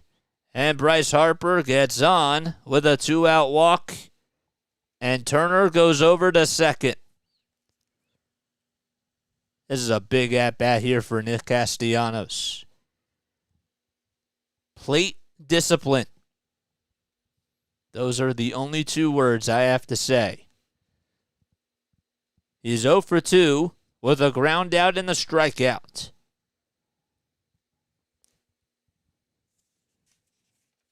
And Mel Stottlemyre is going to try to ease what's going on for Perez. White Sox lead at 2-0.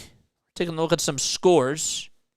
It's in the top of the 8th inning with runners at second and third. The Mariners and the Rays are tied 4-4 in the bottom of the 7th. And the Cardinals lead at 6-4 against the Cincinnati Reds.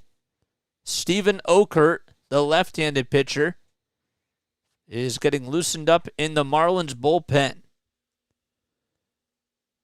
Dodgers have a 4-3 lead against the Washington Nationals.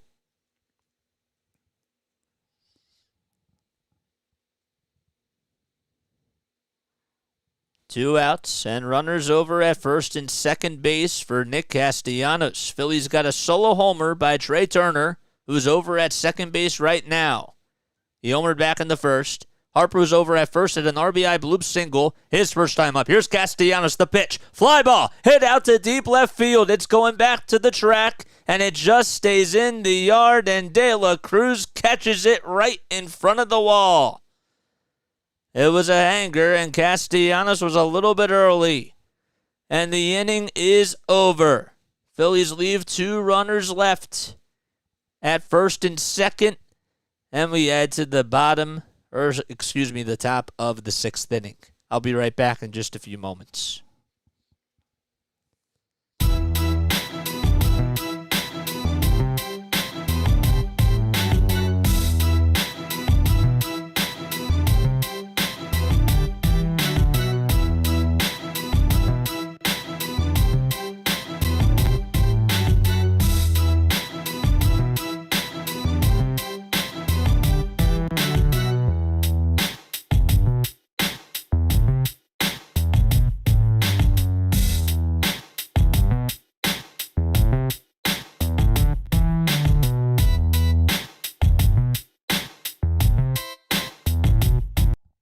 All right, cool.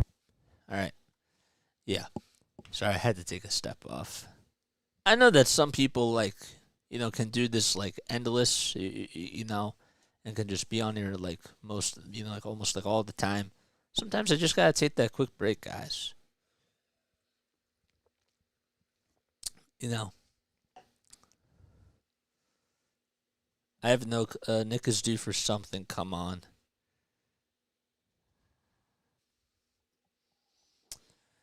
All right, guys. Thumbs up, subscribe, turn on those notification bell icons, man. We need 40 more subscribers.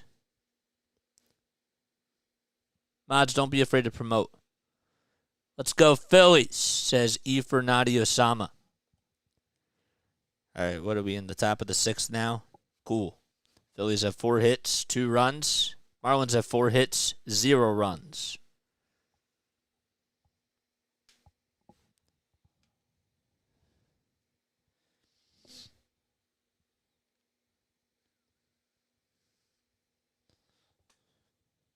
Here's Sir Anthony Dominguez, who is 4-3 on the season with a 3.54 earned run average in 40.2 innings of work.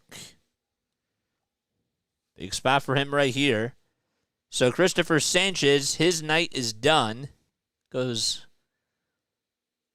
about 81 pitches or so. And goes 5 shutout innings. Jay Burger, who doubled back in the first, takes the first pitch for a strike. The 0-1. Grounder hit over to shortstop, cleaned up by Turner, the throw to first. And there's one away. If you just subscribe to my channel, turn on those notification bell icons, and please make sure that you shout yourself out down below in the live chat so that way I can give you a shout out. If you don't want that attention, no, you don't have to shout yourself out. But I just want to give you a proper introduction to the Play-by-Play with JJ family. Brian De La Cruz. And he looks at a slider on the inside corner at 89 miles per hour for a called strike.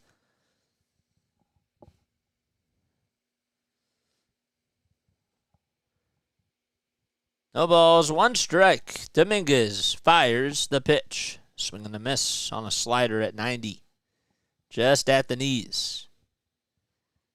Sir Anthony Dominguez was certainly one of the big key cogs, if you will, in that last year during that run. The 0-2, line drive into center field. It drops in for a hit. Just played on a bounce from Marsh. There's a one-out single by Brian De La Cruz. It's a second single of the evening. Yeah, just took a pitch right down the middle. It wasn't really too fancy of a pitch by Sir Anthony Dominguez, and De La Cruz was like, I can buy that one. Yuli Gurriel, the tying run, he's up. Hit the ball really sharply in both of his at-bats. Both of those at-bats resulting in outs. He's behind in the count 0-1 here as he fouled off the first pitch. There's one away in the top of the sixth. The 0-1 offering low and inside.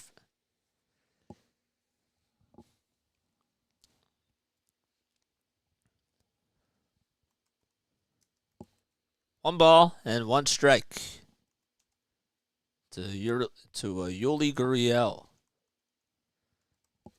And the 1-1, a big swing and a miss. Oh, man. Got fooled that time. Gurriel is now 39 years old. He's a two-time World Series champion.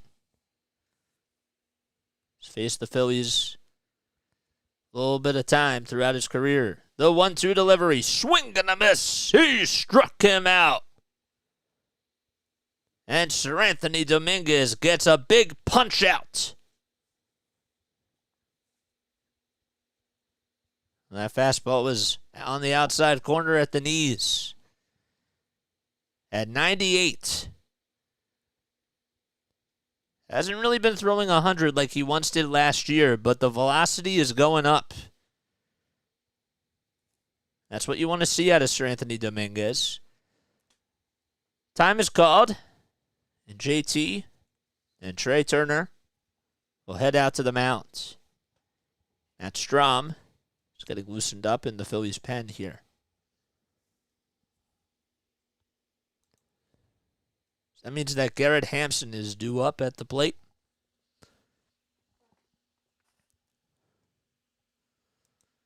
Hampson has 156 at-bats on the season, and he's played in 76 games. Jesus Sanchez will, though, be introduced as a pinch hitter. He's 3 for 9 as a pinch hitter. Time is called. Oh, did Sir Anthony? He balked. He did. He did balk. I was going to say, is that a balk? It is. So De La Cruz will go over to second base. Took a step towards home plate. Then looked back at first. Or put his foot back over to first base. First pitch to Sanchez outside for a ball. I mean, it was just such a slight movement, but sometimes it's just really hard to tell if it was fully a balk or not. And that just looked like it was such a slight movement. The 1-0 pitch. Slider taken all the way right down Broad Street for a called strike. In 302 at-bats, Sanchez is batting .272 with 12 homers, and he's driven in 47 runs. The 1-1 offering on the outside corner, called strike 2 at 98. It's getting pretty hot at the bank. The temperatures are rising, and the heat is on. First, Sir Anthony Dominguez. Can he get out of the inning? The 1-2 pitch up high. Again at 98 on the fastball. Sanchez is 25 years old, and he's 6'3", was born in the Dominican Republic. The 2-2 pitch. Fly ball hit out to right center field. That's going back to the track, to the wall, and it's a tie game. Out to the Marlins bullpen on a hanging breaking ball. Left out, right down Broad Street.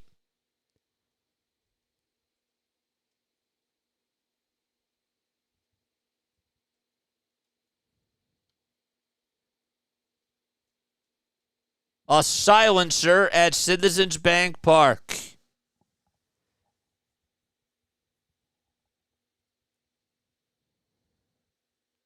Well, Sanchez looked like he was playing a different sport for a second because he just golfed that thing out to right center field.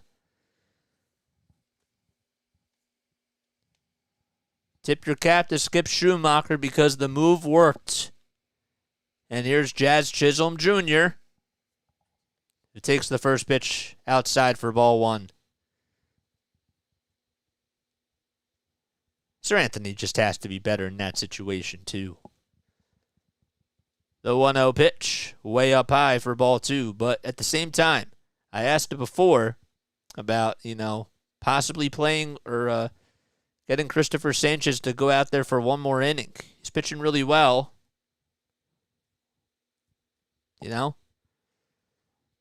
The 2-0 pitch, that's way outside for ball three. Now he can't find the strike zone. Chisholm Jr. has struck out twice. Marlins have a little bit of life. The 3-0, swing and a miss.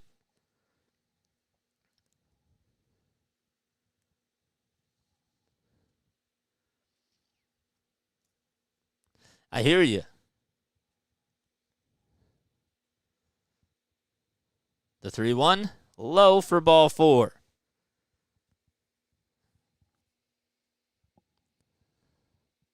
The thing is, though, is that as Rob Thompson's going to go out there, and that's going to be it for Sir Anthony. The thing is that, I did say it before. I asked the question before, and I'd like to hear an answer. But, when you give up the home run, just the result of it just makes you really mad because if he gets out of that inning, he needed one more pitch. So, you have to think about it from that perspective too. That's not just a Rob Thompson decision, right? You can question the decision and why he decided to have him out there in the inning, but that's also Sir Anthony has to be better. He can't leave out a hanging breaking ball over the middle of the plate because Jesus Sanchez can just show off his power. So, two things can be true, guys. I just questioned why. That's all. Okay. So we have a pitch and change. If I did not make that clear, I am so sorry. If you just subscribed to my channel, I am so not sorry. Thank you for subscribing to my channel. I hope all is well, and I hope you're all having yourselves a great night. Hit the thumbs up button, subscribe, turn on those bells.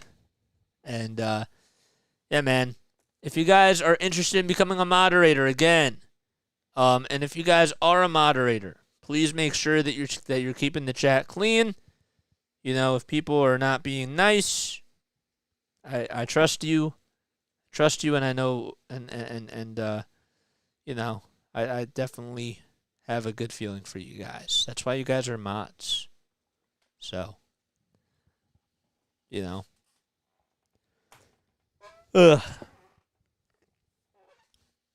always are, yeah, definitely.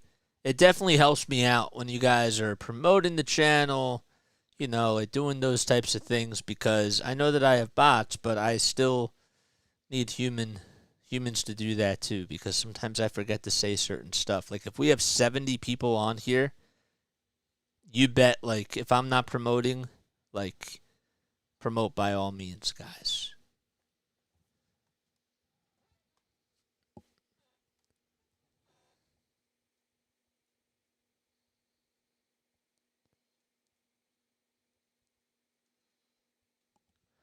Okay. There's Sir Anthony Dominguez. Matt Strahm will be facing off against John Birdie. First pitch, that's fouled off. So, unfortunately, Christopher Sanchez will not get the win.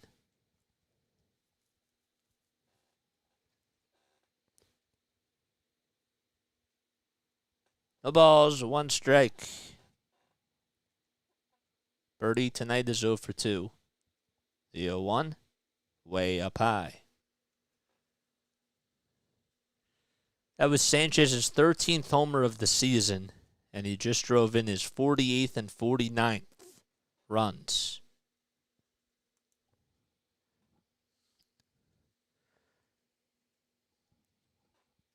One ball, 1 strike to Birdie. Strahm with the pitch. It's a slider just up high for ball 2. Birdie has 3 homers, 27 RBI, 13 stolen bases as well.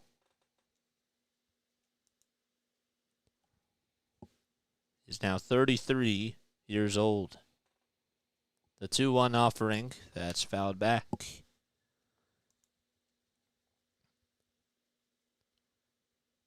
Strahm has not had success off of John Birdie. Birdie is 2 for 3 against him with a double.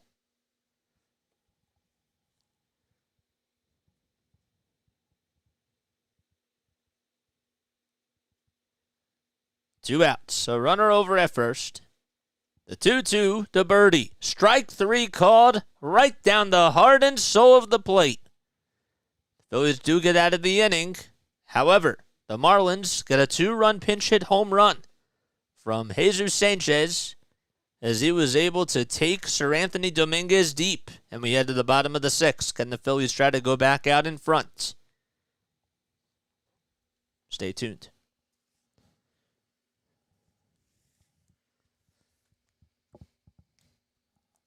Okay.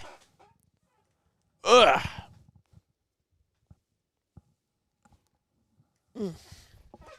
Ugh. Time is it 8:54.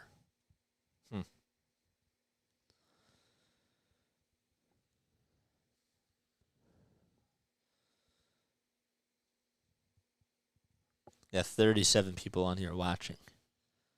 Sweet. All right, cool. Let's get to the 40 likes, guys. Let's get to 40 likes on here if you have not done so already. Also, if you guys would like to donate to the channel, okay, I know I don't really promote doing that because I don't really do this for money, guys. I mean, I want to make this into a career, and there's a difference between a job and a career. But I love doing this, okay? And you don't have to work a day in your life when you do something that you love. But if you guys do want to donate and you want to show your appreciation that way, hit the super chat button in the live chat. And feel free to donate. Okay? So that's all I got to say. And also, please follow the socials. We do post stuff on the socials. I know that not everybody on here has followed me on social media. The link to the LINKTREE, it's in the description. I actually tried to get it today. I have like a little thing I copy and paste, but I realized that whole message was gone, so I have to redo the whole message today. David Robertson, the former Philly, will be coming in to pitch for the Marlins. Hopefully the Phillies can rain on his parade. Phillies were up 2-0. They took the lead in the bottom of the 1st on a solo homer by Trey Turner, and then Bryce Harper had an RBI bloop single in the bottom of the 3rd. Here's Bryson Stott to start things off. 5, 6, and 7 due up for Philadelphia. First pitch, it's a cutter at the knees. Then in the top of the 6th inning, Sir Anthony Dominguez came in to pitch, and Jesus Sanchez hit a 2-run pinch hit home run. The 0-1 to Stott. Swing and a miss. He's reached base 2 times tonight. No balls, 2 strikes, and the 0-2 outside and high for a ball. During the last at-bat for Bryson Stott, I mean, this probably doesn't surprise a lot of people, but if you are just tuning in for the first time, Stott is able to really do a good job of grinding out at-bats at a young age. The 1-2, strike 3 called at the knees. A cutter at 94. I just said that. Did Stott get tossed? I don't think he got tossed, did he? No, he didn't get tossed. Just going back to the dugout, I think he got officialed a warning. Let's see. That was a good pitch by Robertson. Nope. First pitch to Bohm. It's a slider way outside and low.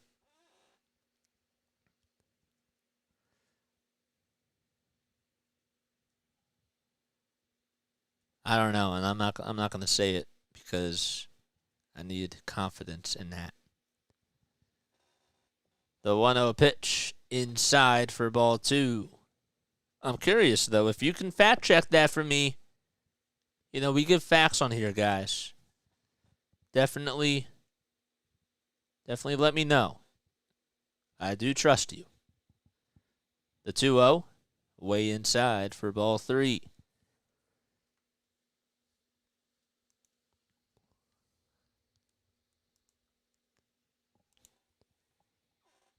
Robertson on the bump with the 3-0. It's low for ball 4.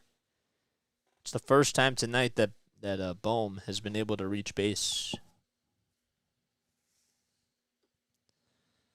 He wanted nothing to do with Bohm right there. So a backwards K to get Bryson Stott out.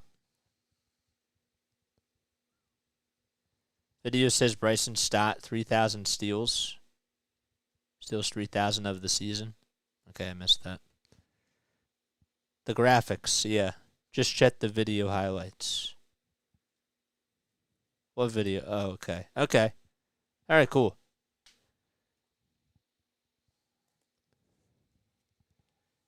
JT Realmuto is up. He's on a 6-game hitting streak. He's also homered in 3 out of the last 4 games he's played. And he takes the first pitch way outside and in the dirt for a ball.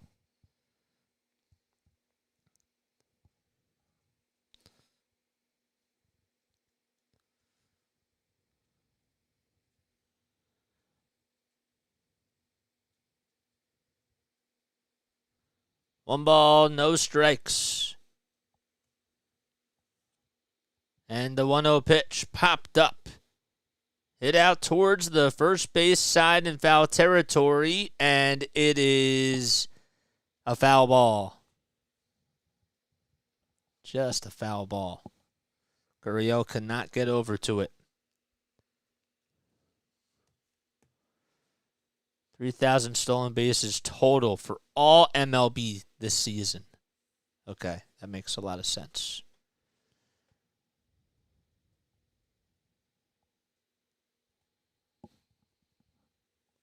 Cool.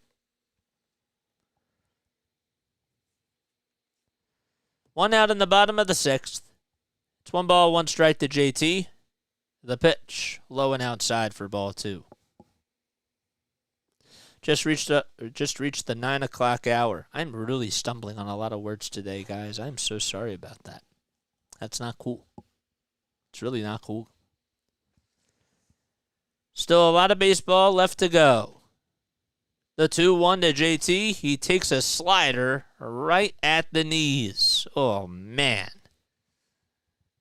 Thought he was going to go after that one.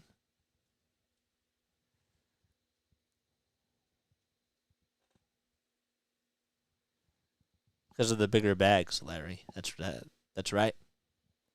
2-2 to JT. Ground ball hit over to third. This could be 2. The flip to second. There's 1 to throw to first. It's dug out by Gurriel, and the inning is over. A 5-4-3 double play. It's the first double play for either team tonight. We go to the top of the 7th. Phillies and Marlins tied 2-2 at the bank. Okay. All right. We go to the top of the 7th, guys. It's time for our Phillies trivia question of the day. Boom. Texas Repo says, go Phillies. They're my second favorite team. They're like my side chick. Oh, man, I don't know if I don't know if I like it. I don't know if I like that. I don't know if I like that, man. But okay. Okay. You like the Phillies. Okay. The Phillies are your friend. The love of your life is the Astros. I can understand that. Okay. But I'm a little yes. Okay, we're just going to keep it at that. That's all we're going to keep it as. Okay. We go to the top of the 7th. Okay, it's time for our Phillies trivia question of the day. All right. So, I have to ask a trivia question. And I will do that in just a couple of seconds. You can time me if you want. It won't be a couple of seconds. It'll probably be 30 seconds. If you guys get the trivia question correct after I ask it, you'll hear this. If you get it wrong or incorrect, you will hear this. Just kidding. I made you look. That was definitely not on purpose. Okay. All right, guys. What is the Phillies trivia question of the day? You may ask. Well, what is it, JJ? Okay.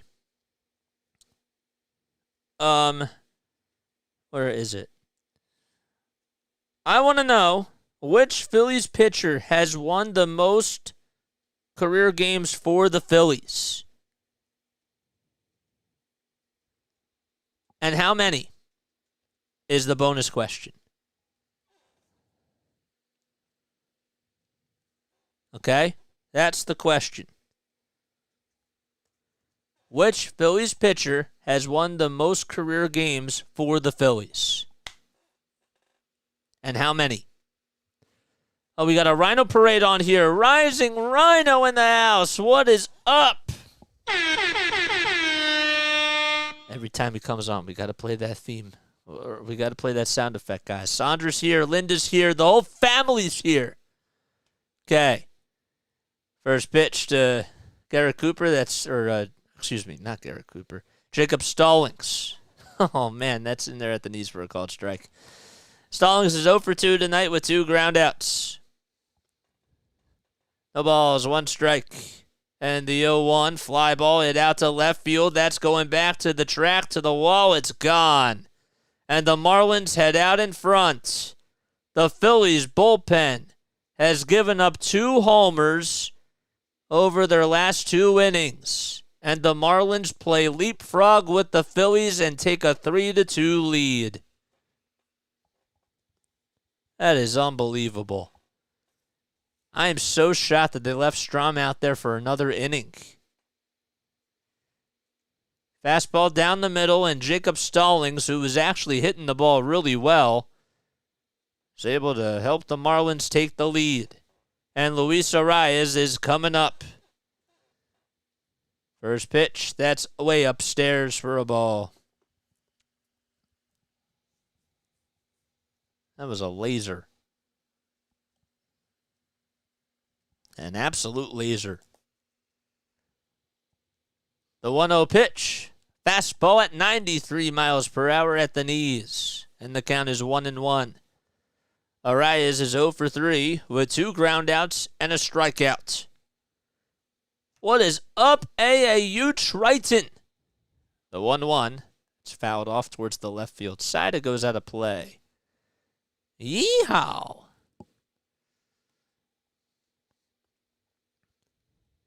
One ball and 2 strikes. Oh, boy. Hit the thumbs up button, people. Subscribe to the channel. Mods, don't be afraid to promote down below. 1 ball, 2 strikes. Strom kicks, fires the 1-2. It's low on a sinker at 95 miles per hour. White Sox lead at 6-0 in Detroit. As we take a look at some of the other scoreboards around Major League Baseball. Dodgers have the bases loaded in the top of the 6th as they lead at 6-5. The 2-2, a cannon that's just fouled towards the first base side. Yes. We're in the top of the 7th inning. Phillies were up 2-0. They took the lead in the bottom of the 1st on a solo homer That was hit by Trey Turner. And then Bryce Harper had a bloop single in the bottom of the third. And Jesus Sanchez came in to pinch hit for Garrett Hampson in the top of the sixth. And on one pitch, canceled out the Phillies' 2 runs and started off a new game with a 2-run homer. The 2-2 pitch fouled off, and Arias goes down. It came in at him. It didn't catch it did catch a piece of his foot before on the first pitch, and on the next one, just went down a little bit hard. But he gets back up. The count is 2-2 to Luis Arias. 13 pitches for Strom. The pitch. Fly ball hit out to right center field. It's going towards the alleyway, but on the run is Johan Rojas, and he just makes the catch. I have no idea how Luis Arias was able to get the bat on that baseball. That pitch was about like a foot above the strike zone. Maybe not a foot, but it was definitely out of the zone. It was about 6 inches above the zone. And he still was almost able to get a base hit. Just goes to show how much of an incredible hitter he is. Josh Bell takes a 4-seamer at 94 inside. Bell walked and singled tonight. He's 1 for 2. Batting .245 on the season. Hitting on the right side, the 1-0. And he fights that one off. Donna's here. Donna, what's up, Donna? If you love the Phillies, make sure that you like and subscribe. Yes, sir. The 1-1. Low for ball 2. There we go. Guys, we need 38 more subscribers in order to reach 1,000. Strom against Bell. Bell was 2 for 5 against him. 2-1 pitch, grounder, hit over to third base. Bohm has it, charges over to first, and there's 2 away. Here we go. Rhino, are you streaming right now? Let me know. I'm just curious. Ouch. Here's Jake Berger. Sitting .242 with 31 homers and 68 runs batted in. First pitch to Jake. Way inside for ball 1. Andrew Bellotti is getting loosened up in the Phillies bullpen. The 1-0 pitch, fly ball hit out to straightaway center field. Rojas tracks it down, goes over towards the track, and makes the catch right in front of the Toyota sign out in dead center field. And the inning comes to an end.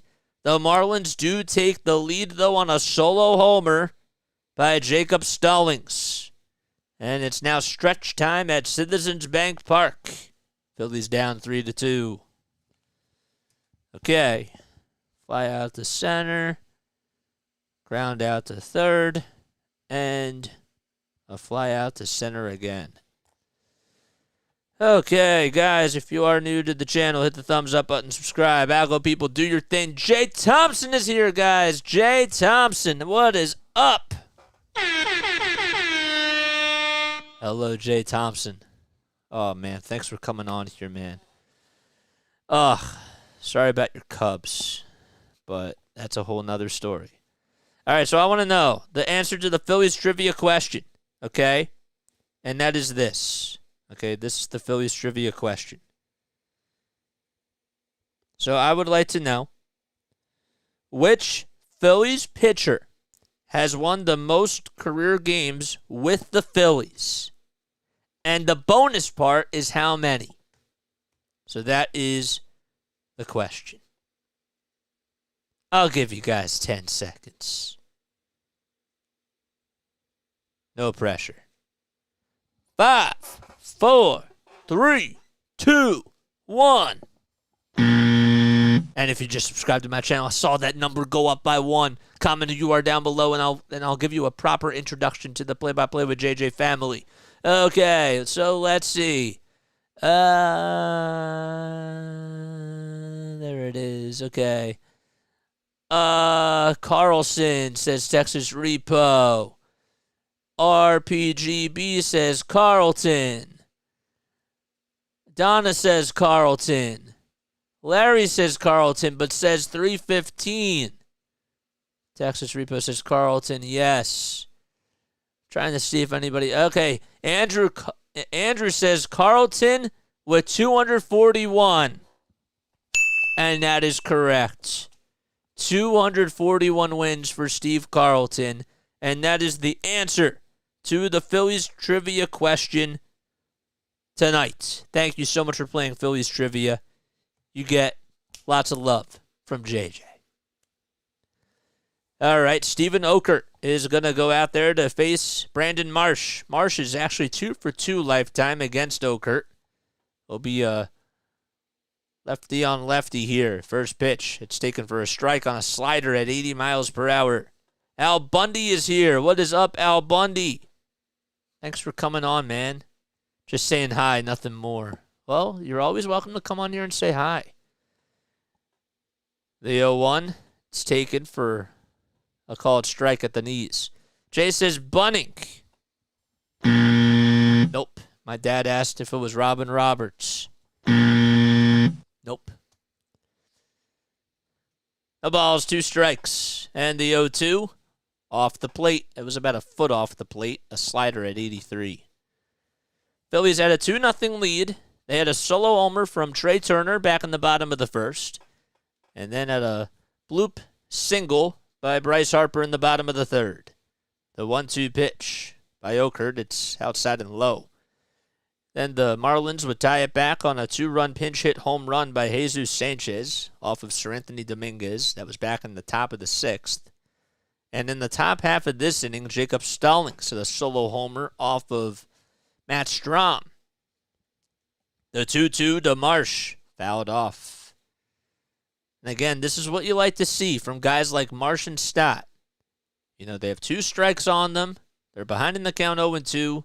Now guess what? It's 2-2 and he's fouling off pitches. Butterfly has it. That's correct. Shoot. Butterfly wasn't the first one, though. The 2-2 pitch. Swing and a miss. He got fooled on that slider. It was low and away. And Okert gets his first strikeout of the night. Jose Alvarado warming up in the Phillies bullpen. But there's 1 out in the bottom of the 7th.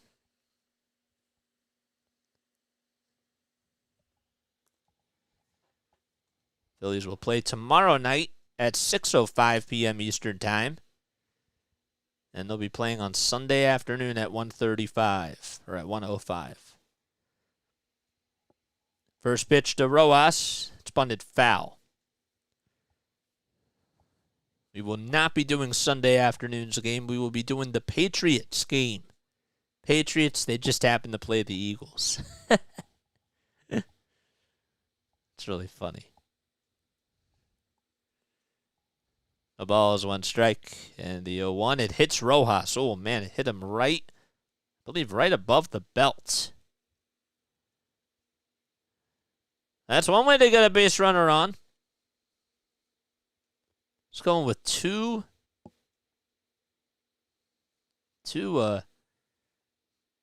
buttons that are unbuttoned, sort of like what Nick Castellanos did. Oh, that was a little bit below the... Oh, it hit him right on the knee. In real time, it's sometimes really hard to tell, like, these things because it happens so fast. Here's Kyle Schwarber. Lifetime against Okert. He's 0 for 7 with 5 Ks. First pitch, a slider at 84. Brady's celebration game, says Al Bundy. Yes, sir. No balls, 1 strike. Schwarber 0 for 3 tonight so far, with 2 strikeouts and a pop-out. The 0-1, laid off. The 1 strikeout was not his fault, though.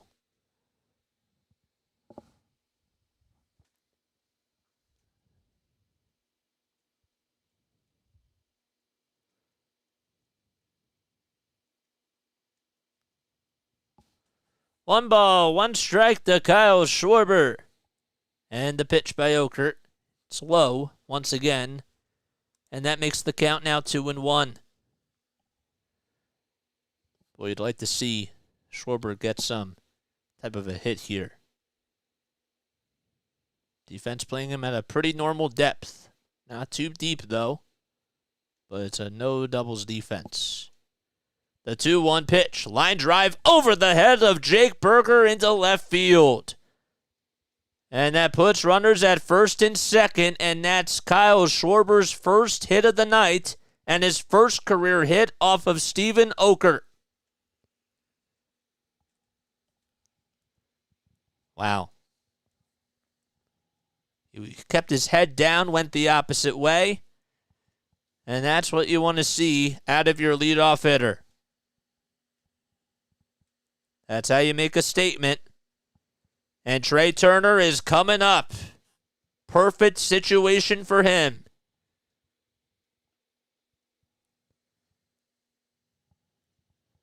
He just timed that pitch perfectly. There's Andrew Nardi getting loosened up in the Marlins bullpen. They have a lefty, and I believe that he'll probably face Bryce Harper if the Phillies happen to get to him. Which they should.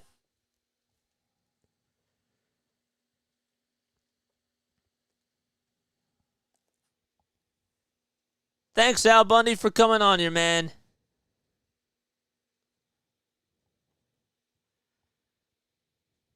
One out in the bottom of the 7th. Phillies down 3-2. Trey Turner is coming up to the plate. Okert with 12 pitches already so far in this inning. First pitch to Trey. Swing and a miss on a four-seamer upstairs. Turner has gotten on base all 3 times tonight. He has singled, stole a base, homered, and walked. The 0-1, low on a slider at 82. Lifetime against Okert he is actually 0 for 2 against him with a strikeout. Rojas leads off at second, and Okert looks back to second and decides not to throw it. Rojas does dive back in there safely without a throw.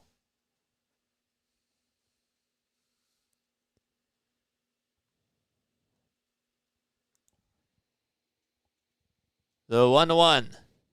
It's taken for a ball. And the count is 2-1.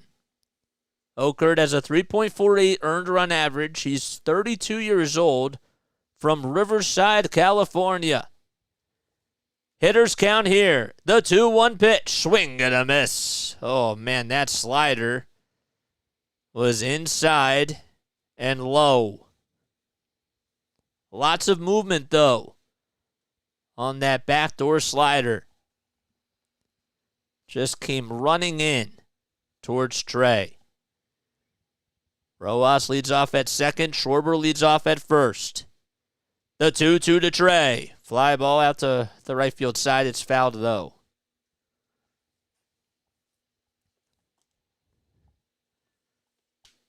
And Turner will stay alive. Okert has a 1.14 whip and 63 strikeouts in 51 innings. 2 balls, 2 strikes, big pitch. Here it is. Swing and a miss on a slider in the dirt. And Turner strikes out, and he's retired for the first time tonight. And Skip Schumacher will go with Andrew Nardi here. He won that battle. I mean, that slider was deceiving, but at the same time, I thought that Turner was going to be a little bit more patient. He was very aggressive in that at-bat. We have a pitching change still in the bottom of the 7th with 2 outs.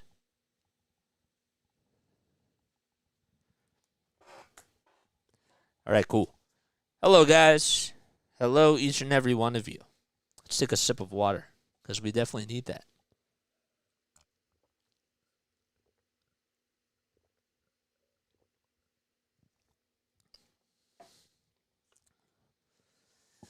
Man, we need 37 more guys.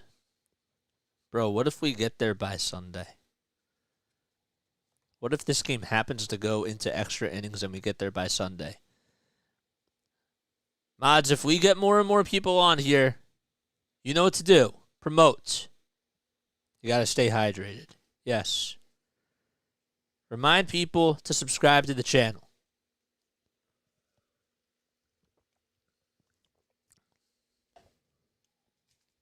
Because we need it.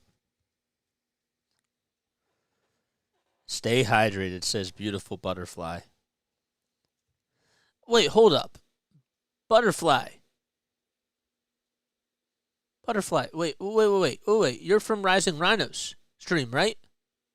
Are you from Rising Rhinos? Or are you just, or did you just happen to tune in for like the first time tonight? Because there's another person on here named Butterfly. But she's from Rising Rhinos stream. That's how I met her.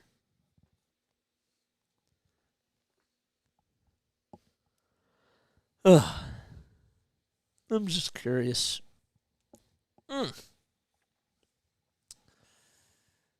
Phillies have to get a run here. Bryce Harper is coming up to the plate, and he will be facing Andrew Nardi, who is 7-1 with a 2.85 ERA. And has 63 Ks, has only allowed 15 walks and 7 homers this season.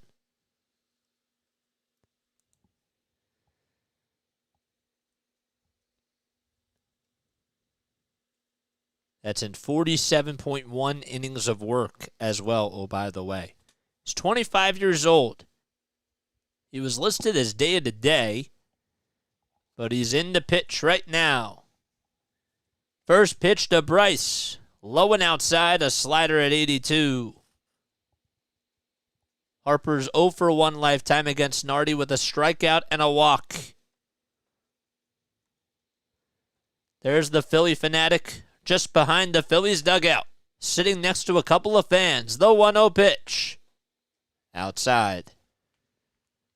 Stream froze for a second, and I was like, oh boy. Nardi against lefties this season has opponents hitting 145 against him. And against righties, opponents are batting 240. He's been one of their best guys out of the pen. The 2-0 pitch to Bryce, up high for ball 3. And he cannot find the strike zone so far. If you're Bryce right here, you have to take a strike. You have to just take. Red lights all the way. The 3-0 pitch, up high and outside for ball 4, and that's going to load the bases. Rojas goes over to third. Schwarber moves over to second. And over to first, it's Bryce Harper. Oh, you just tuned in tonight? There we go. Nice. Oh, cool. We got a Marlins fan on here. Cool. Very nice. My name is Jason Joseph. Thank you so much for tuning in. Here's Nick Castellanos with the bases loaded. First pitch. Grounder hit over to shortstop to flip to second, and that's going to do it. On the first pitch, Castellanos grounds out the shortstop, and we go to the top of the 8th inning. Phillies leave the bases loaded. Unbelievable.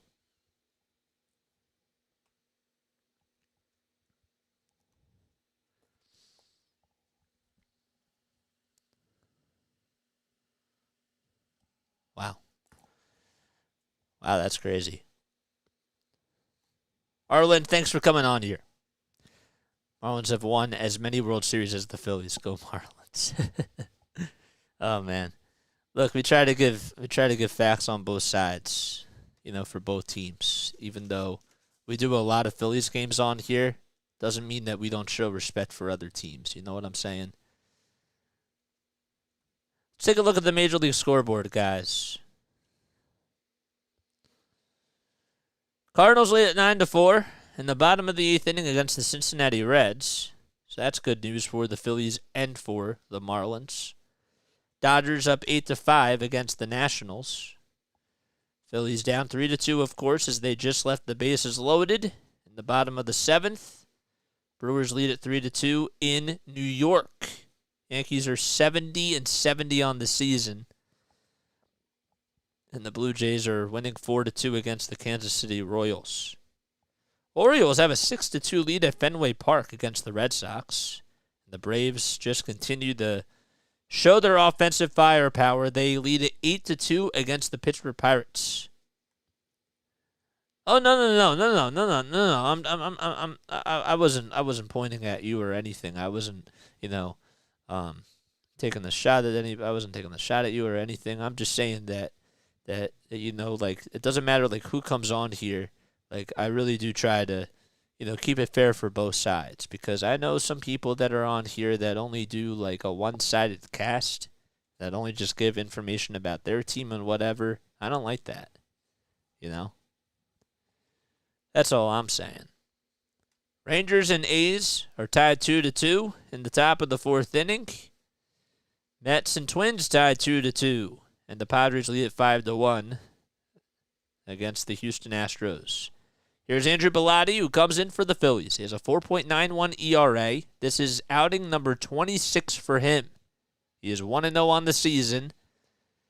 Here's Brian De La Cruz, 4, 5, and 6 due up for the Marlins. First pitch, fly ball hit out to center field, and it's just hit on the nose right at Johan Rojas, who makes the catch for out number 1.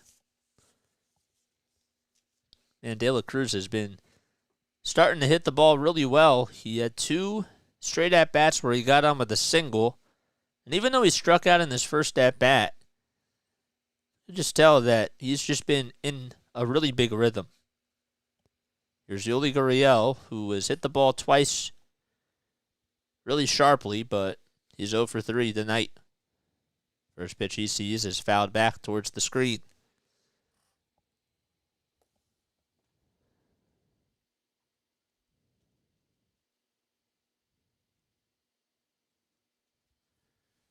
No balls, 1 strike to Yuli Gurriel.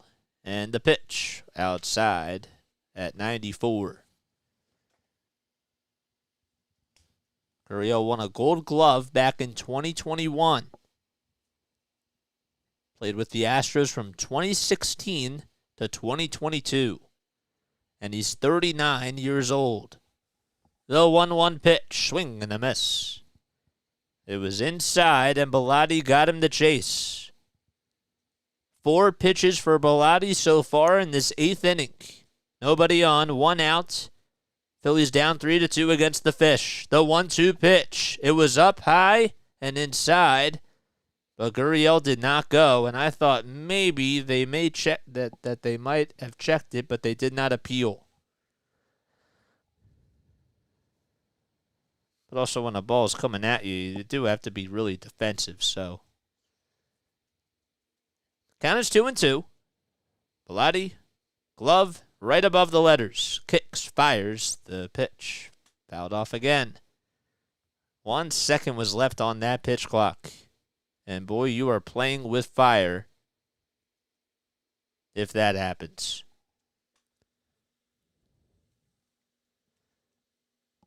Guardians and Angels play later tonight, and Rockies and Giants will as well. The 2-2 pitch, low and outside, a slider for ball 3. We have 3 final scores today. The Cubs got shut out 1-0 against the Arizona Diamondbacks, another team that's fighting for a wild card spot. White Sox were able to blank the Tigers 6-0 as time is called by Gurriel. And the Rays won 7-4 against the Seattle Mariners, who are now 79-62, the Mariners, that is. Big payoff pitch coming up by Bellotti. Pitch number 8 in the 8th. The 3-2 pitch. Swing and a miss. It was a check swing. I thought he went around. They did appeal, and the first base umpire says yes, he did go. Almost jumped the gun. Certainly got lucky with that. That's what the reps are for. Doesn't matter if you're in Season 1 or Season 5. When you're doing 162 games. How's everybody's night going? Comment down below in the chat.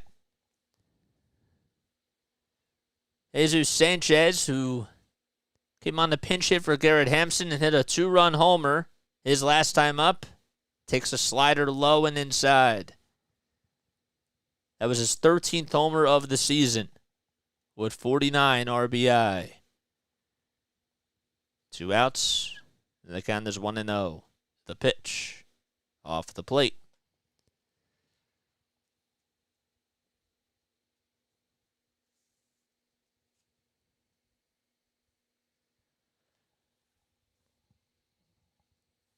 Big series between two division rivals.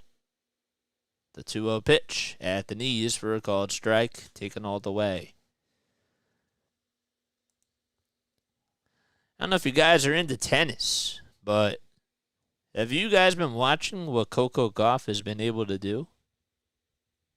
It's like absolutely insane. 2-1 pitch. It's down low for ball 3. That match last night was a little bit bizarre. Had like a 30-minute break just because of problems with power. 3 balls, 1 strike. Bilotti kicks, fires the pitch. A strike taken all the way on the upper third of the zone at 93. That was an excellent pitch thrown by Bilotti. Decided to go upstairs and just was able to keep it in there. The payoff pitch. Swinging a bouncer, hit over to shortstop. Turner has it. Fires to first. It's in time. The inning comes to an end. And the Marlins go down 1-2-3 as Andrew Bilotti comes in and gets the job done. And the Phillies will head to the bottom of the 8th. They are still down 3-2. Arlen says, how about those Colorado Buffs? Honestly, I have not been following them. Brewers lead 5-2, says RPGB. Thanks for our little update. Let's get some water.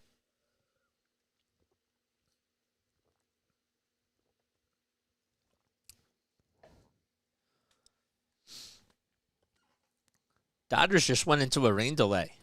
Dodgers and Nationals. It's 8-5 in Washington, D.C. So that means that the rain is headed this way. Oh, boy. If you guys are new to the channel, okay, I'm Jason Joseph. This is Play-by-Play with JJ. Hit the thumbs up button, subscribe to the channel, turn on those notification bell icons, all right? Alco people, do your thing. Mods, do your thing, too. Promote the channel and get people to join. We need 37 more subscribers. Keep the chat clean. No spoilers, no spammers. If you guys do want to become a mod, please reach out to me. DM me on Discord, and I will make you into a mod. I am going to start eventually doing a little mod group chat because I want to make sure that we're all communicating with one another as we're doing this, and, you know, that way it'll be a lot easier. Because once we get more and more people, you know, we don't want people spamming the chat, and I don't want to have to deal with people myself. So I am recruiting more people. Buffs will probably beat Nebraska.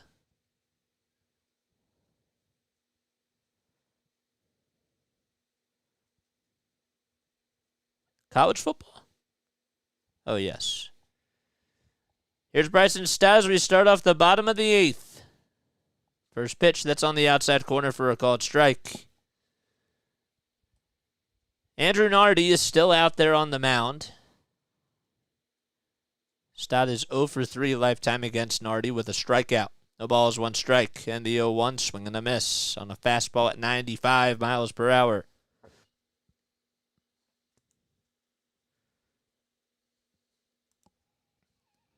Oh, and 2 is the count to Stott. 5 seconds left on the pitch clock, and the 0-2 pitch. Fly ball it out to right field. On the run and making the catch is Sanchez. And he's able to track it down, and he takes away a hit by Bryson Stott. Man, he just covered a lot of ground out there, and that could possibly be the difference of the game. Because that was a statement for sure, and the pitch was pretty high. And the fact that he was just able to just cruise out towards the right field corner is just unbelievable. Yeah, I figured that now. I figured it out now. Here's Alec Bohm. First pitch way up high at 94 miles per hour for a ball. Bohm is 0 for 2. He's hitting .278. He has walked, though. And the 1-0 pitch popped up and skied out to shallow right field. Sanchez calls off the first baseman, and he just makes the catch. Arias was there, too, as those three players were swarming towards the baseball, and Sanchez called it off at the last second, said, "I got it," and there's 2 down.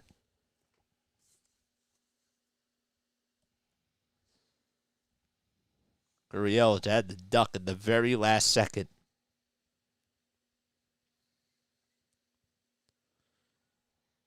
Phillies down to their final 4 outs. Nardi comes set, winds up, and delivers. It's up high for a ball. Marlins looking to go 73-68 and extend their winning streak. Actually, scratch that. Win 6 out of their last 7 games. The 0-1, it's taken for a strike.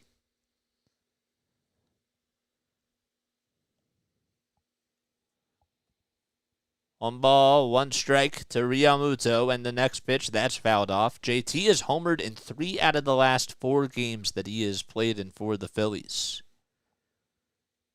Of course, JT, a former Miami Marlin, traded for Sixto Sanchez.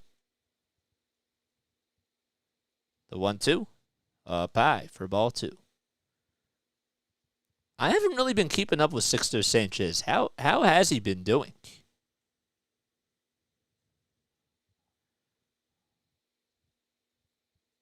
2-2 is the count to JT. And the next pitch, upstairs for ball 3.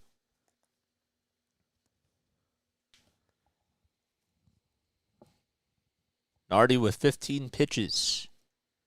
Came in to face Bryce Harper in the bottom of the 7th. And Nick Castellanos too. 3-2 pitch, that's popped up a mile high out to shallow left field. And De La Cruz gets under it and will make the catch. And the Phillies go down in order 1, 2, 3. Go to the top of the 9th. Jazz Chisholm Jr. will lead things off when we return. I'm going to take a quick step off. Don't go anywhere. Be right back. See you soon. Thumbs up and subscribe. Mods promote while I'm gone.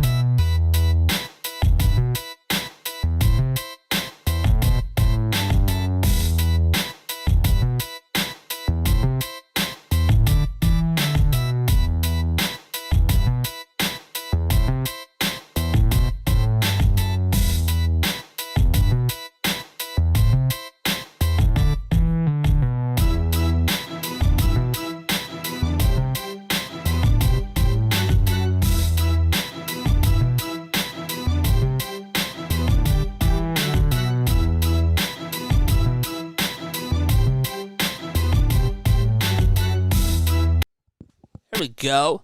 There we go, Larry. Shout out to one of my mods, Larry. 51 in the chat, and how many likes? There you go. Hit the thumbs up button, guys. Don't disrespect this channel. If you are new to the channel, though, and if you don't know who I am, my name is Jason Joseph. This is Play-by-Play with JJ. We started this channel 8.5 months ago. Do Sixers basketball, Phillies baseball, Flyers hockey, and Patriots football. We need 37 more subscribers in order to reach the 1,000 mark. All right? So, if you are new and if you enjoy this content as we go to the top of the 9th, if you want to wait it out, you totally can. If you want to subscribe now, feel free to do so. Here's Gregory Soto. He's 3-4 on the season. He has a 5.05 ERA. Batters are hitting .218 against him in 59 games this season, and he has 51 strikeouts, but the walks have been a little bit of an issue for him. First pitch, swing and a miss to Jazz Chisholm Jr. 7, 8, and 9 are due up. Chisholm is 0 for 3 lifetime against Soto with a strikeout. Time is called by Jazz Chisholm Jr. So he wants to take a quick step off. I guess I'll give you a thumbs up, says Arland.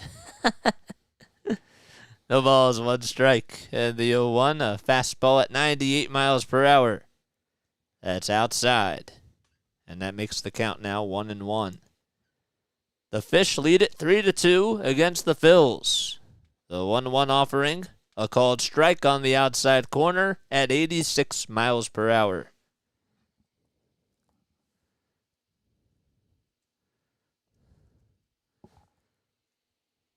Chisholm Jr. 0 for 2 tonight. The 1-2 pitch. High bouncer. Hit over to third base. Bohm has it. Throws over to first. It's just in time. And Jazz Chisholm Jr. is out by half a step. He was just hustling down that line. It was like he was running for his life, and Bohm just threw a cannon over to first base. Absolutely, Arland. Definitely. 1 out in the top of the 9th. And here's Joey Wendell, who comes in to pinch hit for John Birdie. First pitch to Wendell. It's a fastball at 99, just below the knees for a ball.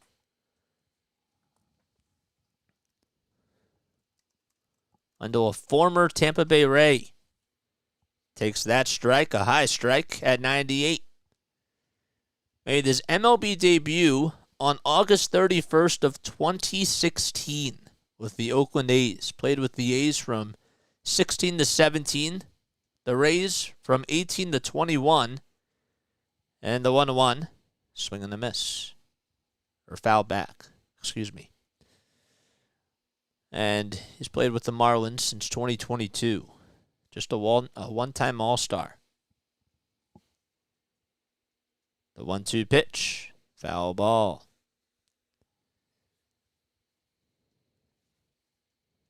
Wendell just spoiled that fastball.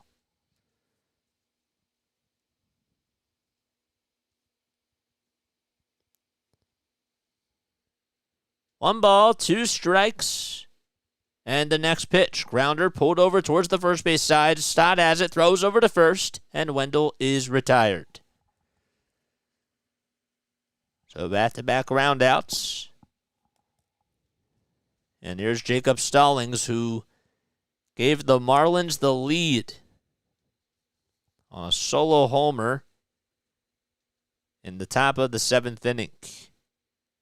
Hitting 199. That was just his 3rd homer this season.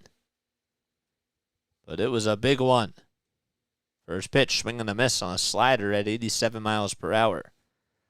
There were a lot of talks at the trade deadline as to if the Marlins were going to go after, somebody like Sal Perez, for catcher. The 0-1, that's fouled off. But Jacob Stallings has been one of those guys that they seem to like. And, he has his moments for sure. The 0-2 pitch, ground ball, that's foul towards the third base side. Just think that you would have probably had to give up a lot, though, if you were to get Sal Perez.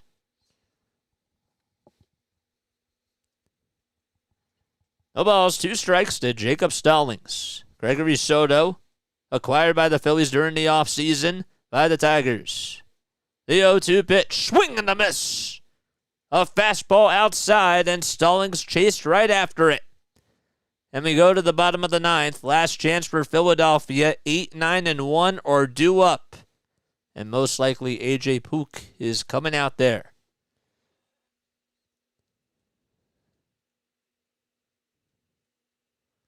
We'll trade Stallings for JT.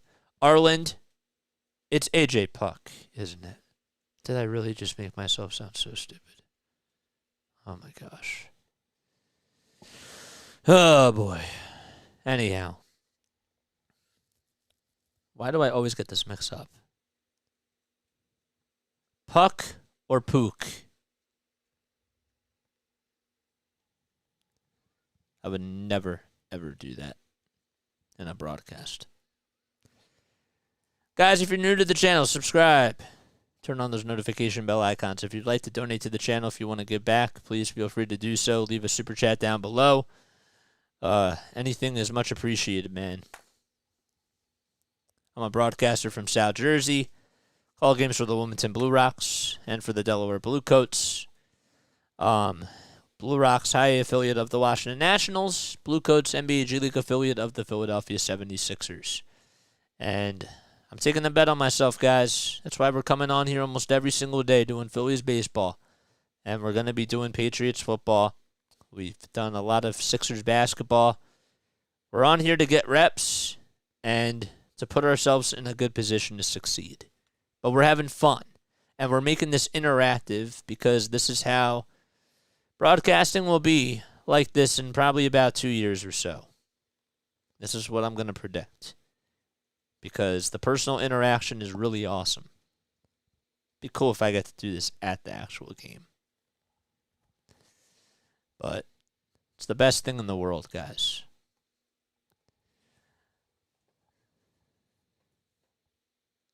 Tanner Scott is actually going to come out there to pitch. He has a 2.33 ERA. And Christian Pache, well, the last time that he faced the Marlins in the 9th inning, he had a big go-ahead home run at a Lone Depot Park. This would just be to tie it, though. Phillies down to their final 3 outs. First pitch to Christian Pache. Fly ball hit out to left field. It's going back, and De La Cruz is there to make the catch just in front of the track. Pache thought he had it, and the fans sit back down.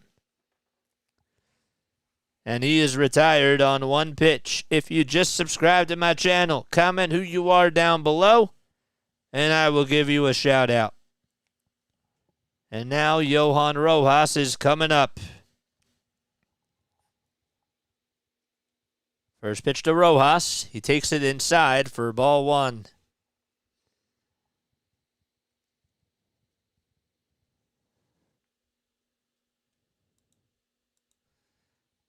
One ball, no strikes. Scott kicks, fires the pitch. Home plate umpire Nate Tomlinson says he went around as the pitch was inside, and they didn't even have to appeal his swing. 1-1 is the count. Scott gets set above the belt, and the 1-1 pitch. Bouncer hit over to first base, and Gurriel has it, and he'll just tag the bag, and the Phillies are down to their final out.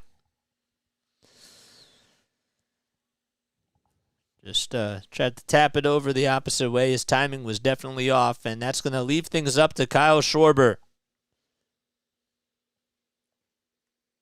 Top of the lineup, up for the Phils.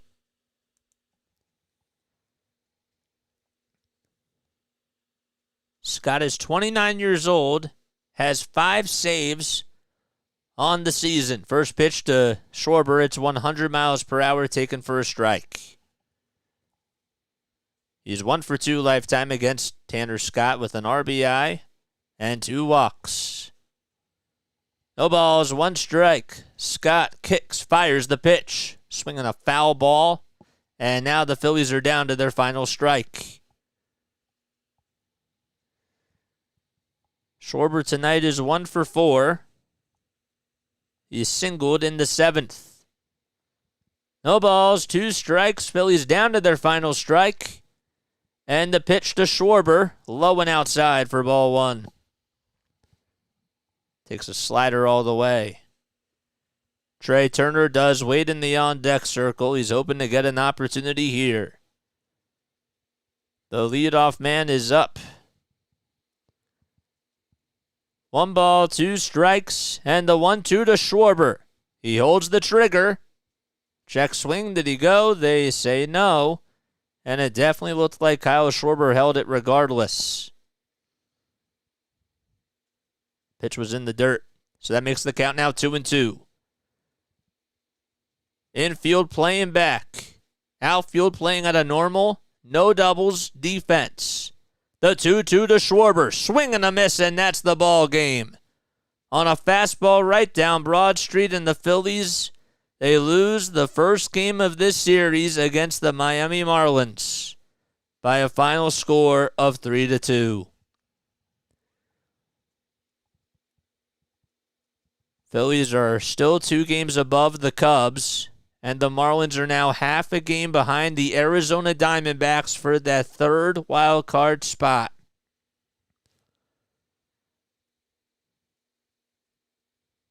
Jesus Sanchez is the player of the game as he hit a 2-run pinch hit home run off of Sir Anthony Dominguez. It's his 2nd career pinch hit home run of his career. And the Phillies, with not a whole lot of offense today, only 2 runs on 5 hits. Trey Turner was able to get 2 of those. But man, the Marlins, they were just able to attack the Phillies bullpen as soon as Christopher Sanchez came out of the game. And I am sure that Rob Thompson is going to get a lot of questions. We will be back on tomorrow night, guys. Please make sure that you come back on. All right, 6:05 p.m. Eastern Time is first pitch. We'll be back on covering it. We will not be on Sunday. I love you guys so much, and I can't thank you all enough for coming on here. Hit the thumbs up button, subscribe to the channel. Alga people, do your thing. Arland, man, thank you so much. I hope you come on tomorrow because we'll be doing that game too. We really try to do almost every Phillies game as possible. So please come on tomorrow and see how your Marlins do. You know what I'm saying? Beautiful Butterfly says, thank you, JJ. Great stream night, everyone. All right, well, thank you so much for coming on here, guys. Before I go, just wanted to give you one last look at everything. David Robertson was able to get the win tonight. He's now 4-6. Matt Strahm gets issued the loss. So he's 8-4. And Tanner Scott gets save number 6 on the season. All right. Hit the thumbs up button. Let's get to 50, guys, if we're there. Houston to Dave, thanks so much for coming on here, guys. I'll catch you all tomorrow night. One more subscriber to get to 965. And don't forget that when we do our 1,000 subscriber party, we're going to be doing karaoke. Alabama, Texas is on at the same time, though, I think. Okay. Well, you know what you always could do? You could always have the game on and just mute it. But I understand that some people don't like to do that. But that is always an option. All right? Or you can just come in and just, check how things are going during halftime. Anyhow, I'm done babbling. I got to get some tea. And I'm going to go downstairs, spend some time with the family. Because I could be sitting up here all night. So, love you guys. Peace out, and have yourself a good night.